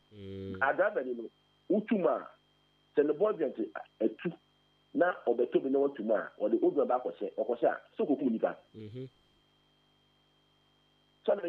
me no ya dream pa eti na yemono swepas no ye be kan you to claim you have born channel here which you talk swepas atem ba which you to listen it as well because you can see utuma e be asem. Okay yera ma ye na se na ye fancy ha bibie ni e be san ba biom me da so wa na so question of say no very important me da so pa me so me da se bebre nti owura techi ado ene ye ne kwatwetwe nkomo no ye PRO the Spare Parts Dealers Association wo Ghana ha ene ye ne kobo nkomo no 23 minutes into 9 a.m. Maakye ene dwumadie no edin Jubilee Hospital esme kan chawo say outpatient service wo mo eye wo ho eno na ye kan otwi kasa mu se gina ho na gi inpatient no ye do beto ho na ya hwe ma ho ato laboratory test ahodo ni nyina da e wo se wo ba na ye check mo family blood group e de mamo and afei blood type ye check ni nyina fa mamo be ma nkrofo bi ye di ahye on bra na ye check fa ma se nkwada no wo mo eye wo ba o hwe se de nkwada ye asan lai wo ho no mo no mu nyina hwe ne ye tra na wo so die gina ho wo de ne pointed nose enso we mu de no ye all farm nose adwene ho awonte ase bra na ye hwehwe mu se nkwala na ye wo de a ana wo ba ne fa ba bia pharmacy wo ho ugina wo namu aduro bia doctor e be recommend ya ma obenya ni nyina bi wo ho no mo antenatal care eno ne ye maame ne mo de awu e ma na o mafa yafunu no mo mrei na ye nhwe mu kakra eno achi nsu nyame ya adom ne brede so na wo beso ye wasomdwe mu maternity e wo ho no mo aye wo midwives a wo mitirimu abo bill wo mo abotre wo nipa ho be boa wo amwatimi asoe wasomdwe mu na nyame ya adom a wasoe wasomdwe mu no nso wo di akola no de na ba eye de friend say postnatal care eno na mo friend we yi no fa akola no bra na ye hwe na pomuden kopem bra obenya hoden surgery ahodo no nso theater kese e wo ho no mo amfidi a egumu no eye pani behwe ultrasound system wo ho no mo eno nso ye di betwa scan no wa fa yafunu frofro kra no e wo so ba na ye hwe se bibia da yie ankwada no de da yie ana se onna eyie bosomi be mu kra na abewo obema o prostrate level no eye yi ana se mfumso wo ho eno so ba yebehwe ni acheke ne kama e dia ma wani ene wunye nya ohawo wo ho a ye wo eye clinic kama ho no mo yebehwe wani no ama ho atimi ato diabetes ne hypertension so ifie de bia ye ma ho ntete e wo yen ho canteen de ya ka ho asem aka e pani behwe environment no ye very healthy a kire se die bia de ye aduane no so ye healthy sanse ye ntumi emie canteen ewo ayasabie mu na eho apomuden ne niema ne atoto na se insurance nso ye ankrankra de na afi aban de national health insurance and a private health insurance nso ye gi ni nyina bi odan boabo amantra bridge ne so ne yawo 0244 575799 and a 0241 784645 0241 784645 and number be for Jubilee Hospital na yaje wo so anointing lady so na eka sei oseme kan kira wo se akwantu ankakane utu kwan ukohe oseme kofa knickers me kofa trousers me kofa shoes ne ne keka ho no sei sa brani nyina ono age ato ne ho so a odomu sa no a okofa trousers kaki de material de and afi wrist watch ya de bobo yen sei empaboa no so papa ni bi wasan de TV stand center table and a standing fan jeans Lacoste round neck and the keka ho no offering na bi cylinder burner ceiling fan rice cooker kettle ne blender nyina obi e woni ho no mo a ubowura mu ania upe bia no onsa ebeka anointing lady enterprise or achim odan mobile e ho no mo a woni NIB bank ne de animu hwe 0247 058102 024705 8102 number be free anointing lady enterprise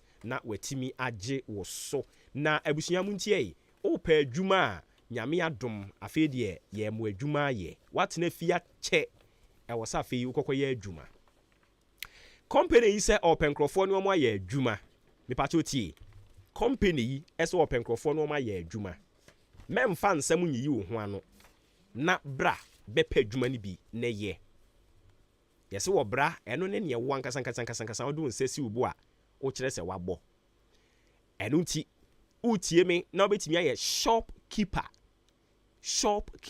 ɛno no yɛpɛ mmeranteɛ akentena wa mu a ɔmo abatiri na ɔmotumi ma nneɔma so ade aseɛ yɛmɛdi agwari wɔ hɔ ɛno nti ɛwɔ sɛ wo nso so ba a wobɛyi no ɛwɔ sɛ wo ho ɔdene nti yɛpɛ shopkeepers ɛno no mmeranteɛ ne yɛpɛ wɔ mo ɛna packaging personnel ɛno nso yɛpɛ mmeranteɛ customer service no deɛ yɛ maa ne yɛpɛ wɔ mo ɛna yɛsan pɛ abobo ya rider na yɛtua ne ka sɛ w'ani gye ho na nso wobɛpɛ sɛ akwanya yi a abɛyi ɔba bɛpere wo ti a ɛno ano sɛ wobɛtwerɛ application letter ɛyɛ krataa na yɛde kɔpɛ adwuma no twerɛ bi wotwerɛ a fa kɔ PH Frimpong Ventures ɛno no wakye mu ɔdaa wɔn mo main station hɔ no ano wobɛhunu PH Frimpong Enterprise anaasɛ Ventures no ɛwɔ hɔ na wode wɔ application letter no de akɔto hɔ anaa frɛ 0209 52 7039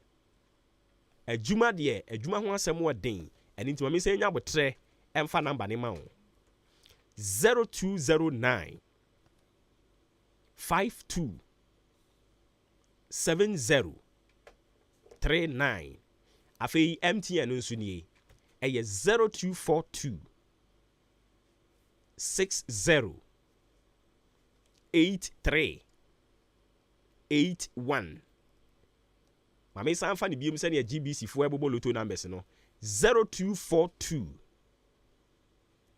60 8381 me pa to se wunyae nyame nhyira wo na afei fa osie ekoyoyo entena fie entwetwetwetwu mu emeka sɛ adwuma ni Ghana adwuma o Ghana pa sɛ obo ho so a obetumi anya bia ye PH Frimpong ene wa bi akwanya to hɔ no mu a wo genkrofo ene wo mu ayɛ adwuma okwa na akɔda subampa nso adi so ate ase sanse yɛse sompa ejani wura kwan na Unisem Cement Ghana nso sɛ mefa ntwa mu ma wo sɛ ɛdan ne de ɔmo yɛ dan yɛbɛsi ɛmfa ho ne sɛ ne cement boɔ no ehwirihwiri sɛ Usain Bolt no ɛyɛ dan ya da yɛbɛsi dan na ɛno ɛna Samche Enterprise akɔfa Unisem Cement Ghana yi wɔn mo nneɛma ne bi de aba akyemɔdan Mantra Wache Junction yɛbɛsi aborosan kamakama bi wɔ hɔ no mu ɛnum ɛna yɛwɔ ɛbɛn Dukes Filling Station no mepatɔ yɛsan de nkyɛnsee a yɛde bɔ dan so yi yɛde na asɔrɔto bebree no ade aba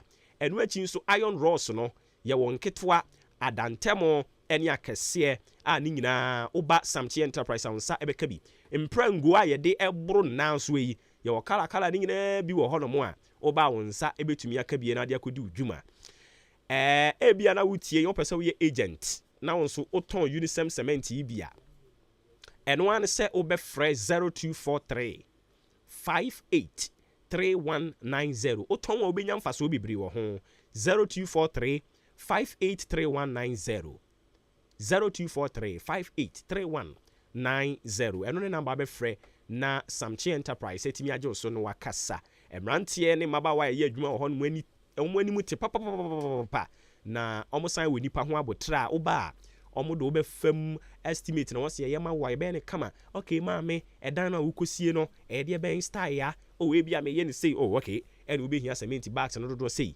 ɛna adoa no so wobɛhia sei ɔmo bɛnya abotra kyerɛkyerɛ saa nneɛma nyinaa yɛn botaeɛ nyinaa ne sɛ mpanin sɛ sɛbe yɛnkum dwafoɔ ni dwa sɛ woba ne yɛ oyi a wo na wode yɛn ho adansedie bɛkɔ ama afoforo aba ɛne nti Samche Enterprise deɛ yɛwɔ abotrɛ ɛwɔ nipa ho paa woyɛ mesini no bɛtɔ bags no bɛyɛ sɛ aduonum mekyerɛ cement no yɛwɔ akyɛdeɛ kama yɛbɛsan ɛde ama wo Samche Enterprise wode yɛn ana wode asɛm ɛyɛ na wafra AHENKAN933FM marketing department no ɛwɔ 0244 29 0093 0244 29 0093 ɛno ne number abɛfrɛ na yɛtimi agye wo so na afei nkomo bi a wɔ hɔ no mu no ebi a mepɛ sɛ meba bibisa mepɛ sɛ mbɛyɛ we wo frɛ saa number no a yɛne wo bɛbɔ nkɔmmɔ ebi nso bisa sɛ AHENKAN no ɔmo akyi kwan wɔ he Hey, unya nhunu ye de na wo ya ayira. Ye ba ya chekakra.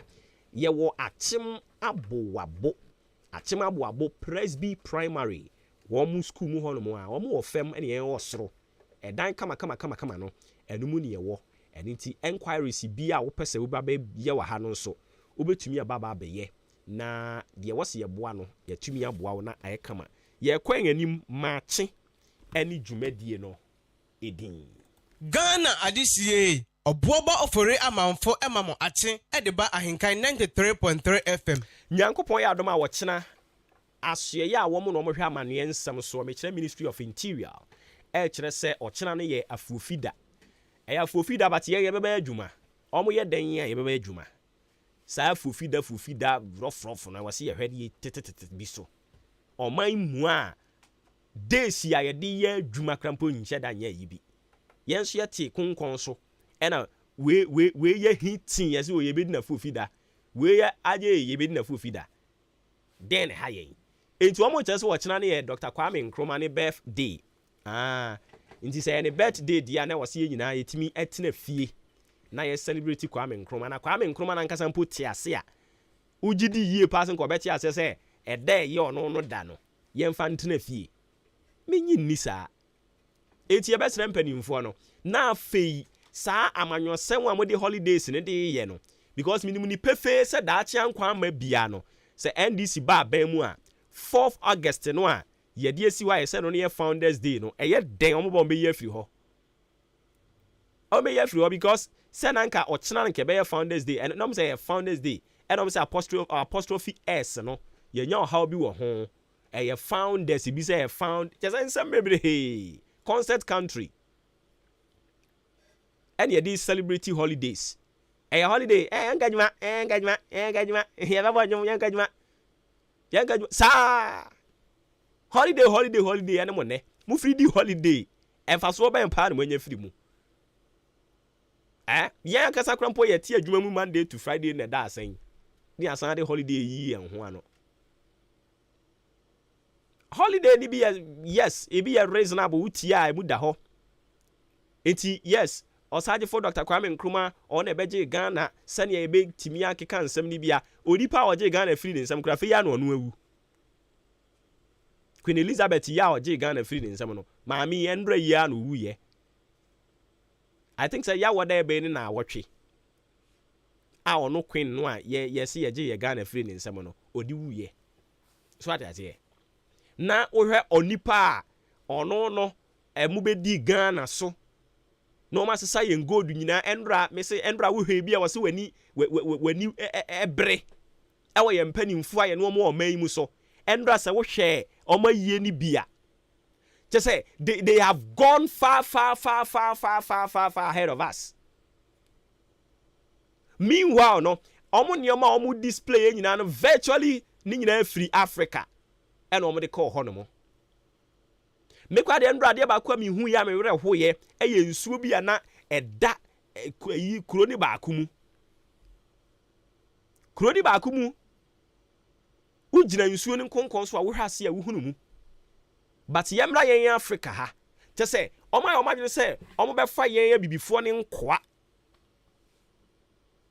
omo be boye yem saa because yen ya bibifo na nkasa ya dwene bebre na adwene nya adwuma ya bibifo no bebre no adwene nya adwuma na nke bia galamsey etiti yen nyina no galamsey etiti yen enen hemfo ibinum de omo ho agimu a okokan yesi yendimu radio because wakobo omo chem so nyankopon sugusu a wo pa omo ho ntoma enanu ya elubo sahwi elubo odi cross wo hene a wo ho no kuro a omo timu no ena omo di etu galamsey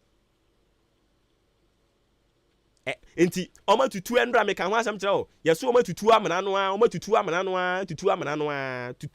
a na police fo ni di amana ne ba ko achi dag out no yeso omu di ba ko achi omu di achi omu tresi ya ne kokopie ohene ba ko enua edem enye ohene ba ko mpo sahwe lubo ho no ohene ni nwia wo ne dan ya odamu no emu ena amana ne kopie ye omudi eye galamsey ene se wonam na utu ani hwe bremu ya na ya awere hosem bremu no aye poto enti kane teteno na ye wogidie se ensuo bia ye honhom se ensuo ye honhom abusuafo bremu nti wontum firi ho dadaada ana ye nku no kora nsie no ye ku no koko fuo na no picture bia no so e trend on social media no so koko fuo e na afedie no so omatie simu a omudi tu galamsey na men ye me ya ene say empadimfo omo no mo se se omo kun ati galamsey omampani akufuado you have failed woefully on this thing. I have said it and I will continue to say you have failed woefully on this thing. What fairly leadership onya adwuma Ghana because me ade ba kwa I always say e fearless and fatuous and ye kan wa ha no tie uko United Kingdom a ayie no omo ye wo ho no meka to so mampani afeli a me be chero die ntia meka se wa feli ayie no omo ye wo United Kingdom no breading ho no omo ye funeral committee fo no e twro krata ba abonten say no private jet so person ba ayie ni bia ayie no kra no se ye ma invitation ansa no aba untumi nso are prekope so ba ayie no na ayie no beba aye no private tie no private jet enti abibre mu mpanimfo ne aman ahodo so Europe ho nso Asia ne Adam South America ne wan America fo yi a wo mu nyina ba ayie bie no ye ka kire wo mu pen say no private jet we aye directives a empanyimfo bi na e take ye omo kan sa no omampani akufa do timi the private jet ko ye o da bi udi yima no se me ka so omampani galamsey fight ni wa fairly na so so wonte ase a UK fo ka so obi antumi fa private jet ma ho no omampani otumi de ko ye otumi de private jet ko ye kan say me ye Ghana president intimi de me wa kan so me mfa nya adwuma me de fry otimi de ko ye omo nyina bass mu ne ya lodu omo wo was a picture ni bi bass ni mu no fato so no omanfo wo obi ana fato so no omo hwe bass mu ena president fu e free Africa nyina da ye lodu omu gu ye amampani akufu ado te bass mu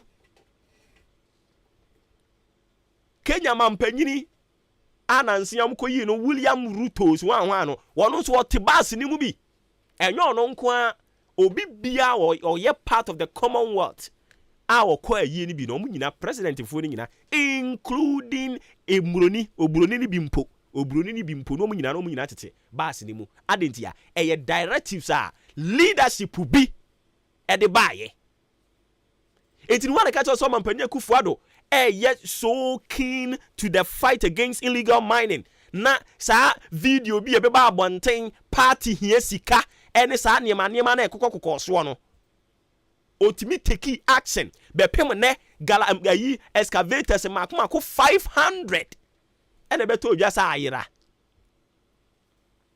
ene minim se sa interministerial committee no a na omo fight against illegal mining that so ye adwuma dia I don't know hwensemsem epie free mu bepem ne yente ho hwe now beka them say you are fighting against illegal mining na so therefore you did as support of the Ghanaian people meanwhile you don't even know one of galamseyers no well I'm not too sure whether she was fleed or sneak out or blah blah blah blah blah masa you have failed us what failure us totally what failure Ghana for and say UK for to me my directives na we are seeing unite me this one adenti no mampani wo Ghana ha unsu ntumi make directives na de na ka kire say lockdown mu ye na no lockdown who declare say ye nyina ye na ayi of friends ayin Greater Kumasi Greater Accra and a part of Kaswa omu nyina na ye call lockdown sabra ne ye nyina ne on kran yantimi ampie ne hyehyɛ dem eye directives a o mampanyini o maaye empedi for president who it me be say hey it must mutimi ride on a bus e ma ne ye ɛna ɔmo te wɔn ani agye no William Ruto ɔno de afei na odi mampanin bi nti n'ani agye a ei onipa ka obi ɛyi no nganga wɔ so ahwan na no wɔpa kyɛw no Zimbabwe mampanin no ɔno kwa ne twi yɛ Uzema ka to say omo a omo di kan beto abonte say ye African leaders no kwa no ye misleading. Unse mrofo ni nyina bi ka ho. China fo nyina ka ho. Eye directives. Eye leadership. Oh, da bi akwa we management say ye ni kurom ho baase bi no kotwi ye o. Because ono no ko pa che sen ko be ko bi ni amana nko. Eye directives, leadership. Enti leadership ni feri a mo aka nyina feri. Oso obi antumi mfa private jet ma ampam. Una oye yi jet leo. Una oye shin yo. Mu nyina mo de bus. Onipa o man ne kwan e ma ono de otumi de ono kra nya private jet no de ba yo. Car. E no man de ba ye. E Joe Biden, US president. Because we are United Kingdom and means we are United States. So what I say? Mo de say ahini no maka mo ho abom. Yen so de state. Yen so aman ne aka ho abom. Africa leaders no mo nyina ye kan mo go bass mo mane yeye. Nta de ntien so ntimi take strong decisions and directives e wo man mu ye ntimi fam fight against illegal mining. Na ye te ho no mo ye nkonkote a kwaku bu ahen. Enso so say NDC ba ombema galamsey no asan akoso na wenya nipa ma mo bom nsem de ma no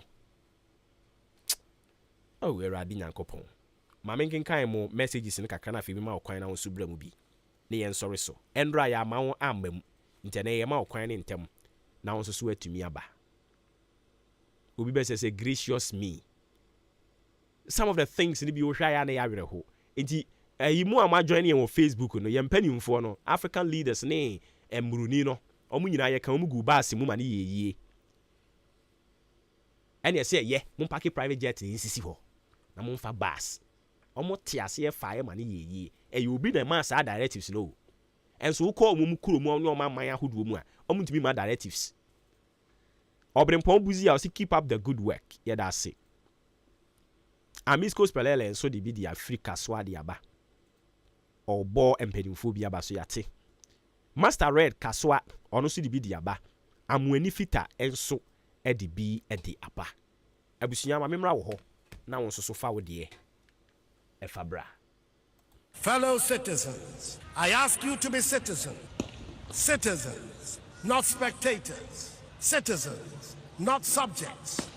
Responsible citizens, building your communities and our nation.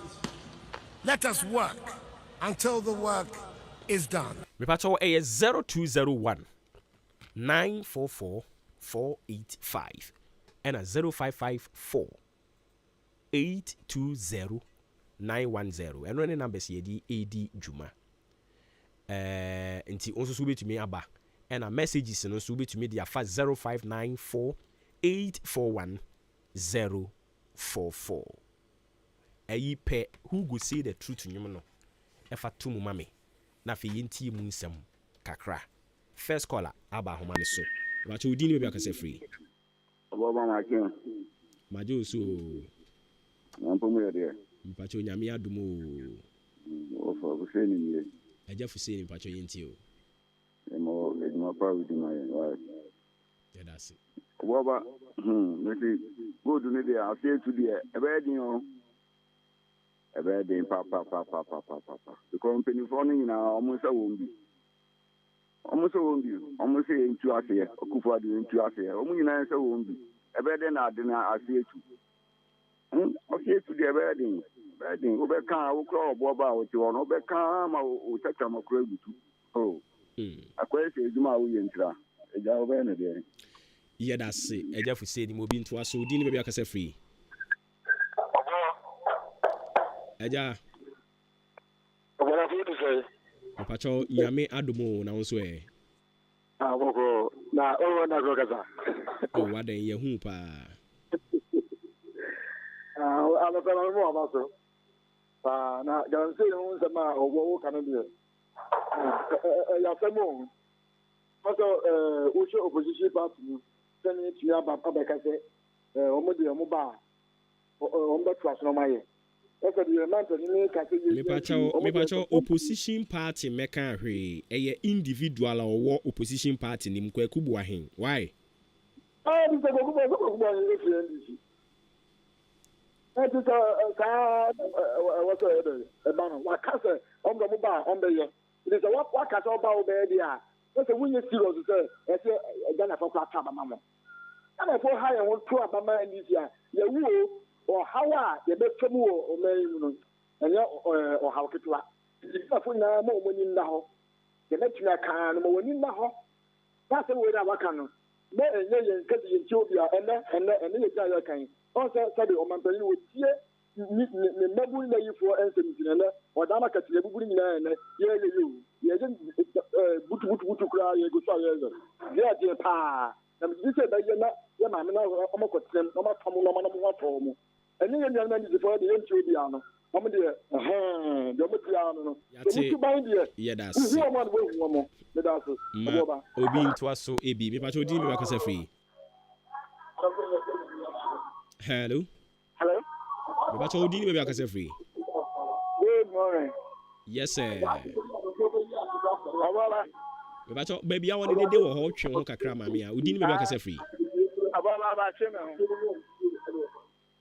hello ye tie o nya ababa me ba cho me dia de ajodia mpacho intio yo ababa na pede nya me sa ni adwuma wo ye ababa me se ye se oman mu ne ye se dia no ma bi ekwa ababa hu se Ghana for ayamfo so ya nto aba ma ban ya obeboa ni abanya on dream ka ho na Ghana for ko sa life for to abama no bo ba de na America sa ye wo man mu asem bia ban we do leader no dia ni me be kan bia bo ba finally we find out na nya no frɛ also obe kweti agala no say e ma no nti o de presidency atoso obo ba say akosi say nti papa no wa kan no kra na we transfer so atake me de me hu ne say we transfer because I atrosem na wo kan na sa no nti obo ba wo hwɛ nsɛm a e koso wo man mu ama oman mu di aye amambo boni aye koso aboba aba we die eje koto be ku ma ba Ghana fa ye nfu so ka sie so ye koso aba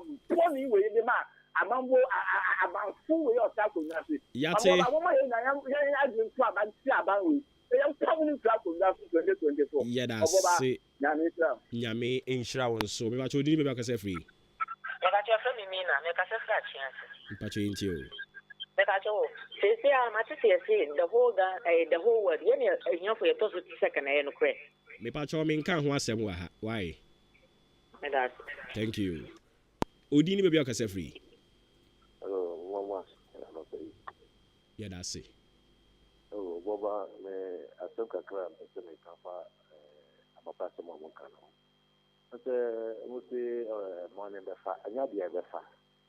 If you say me fear personal, me tie no anya memre mani ka. Na udi me ba udi de say. E fa me kwaku Daniel. Ah, o kase fi hin. Because that's what. Okay, ntio. Na o share o my bunu person na tie na. Tie enkosa. Ena mpanyinfo no nkata mu na omu discount na omu so obusua mu mai yufu no mai mu no omu mai skara kuti wanta ndi e kata o mai be yi ya eyi ma omu eyi ma o mai no o da je ndi se eyi kata enfa amba so enfa to apa e be papa ya ti nyame ti ta nyame be ba na abedi ba wanta ndi nyame ma mo papa mo ye sanoke yate yedase bebre onso betumi abamuna ode e de aba yegusu a yetie mu a ebre no so pene ya sorry so na fe ya mo bi foforo nso aba e ba to odini be ba kase free kase free akona potes odin efremi jerry ba to enti o ba to ensembia ya ho kan egu o heni ba to ya ma no kore na because until say for do isi ba to ya ma no kore na me ba to se den Edinho. But we did be kase free. Don't start doing taxi driver. Boss yenti we. Therefore, now here. Nyamia Dumo now swear. Oh, body, I don't know. Therefore, okay, then we have a fat, Ghana be fat. They will hear the way Kufa is so many, Ghana be fat. Kufa, USA, oh, we are some of a prima, me who say, I'm penny for me, the penny car, a bed Dawson order.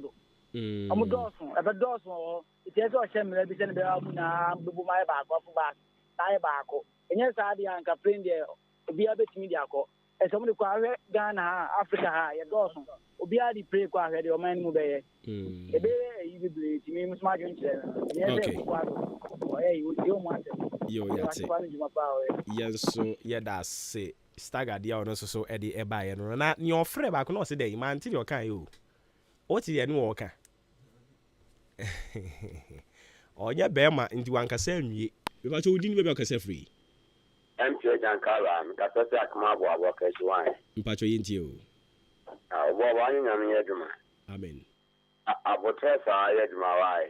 Who call school? Who now call school? You'll be and that's all. I do course a school at Robert Tran or not the veteran station or another one. Until so, never were to mine, instead of that kind. And a canana account, and you people are when you draw it. Young come, Master Mason. Sanka, and a crown of Ghana, and can you see on a petrol crown? I hit my echo. And I ain't never. Now the cat, I say, one can ye, and a clear back on. Look at you send the court to me, I send a camera to you living near Gusso.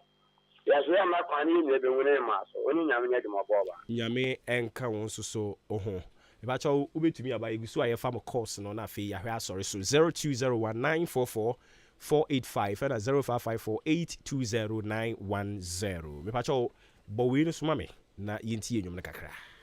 The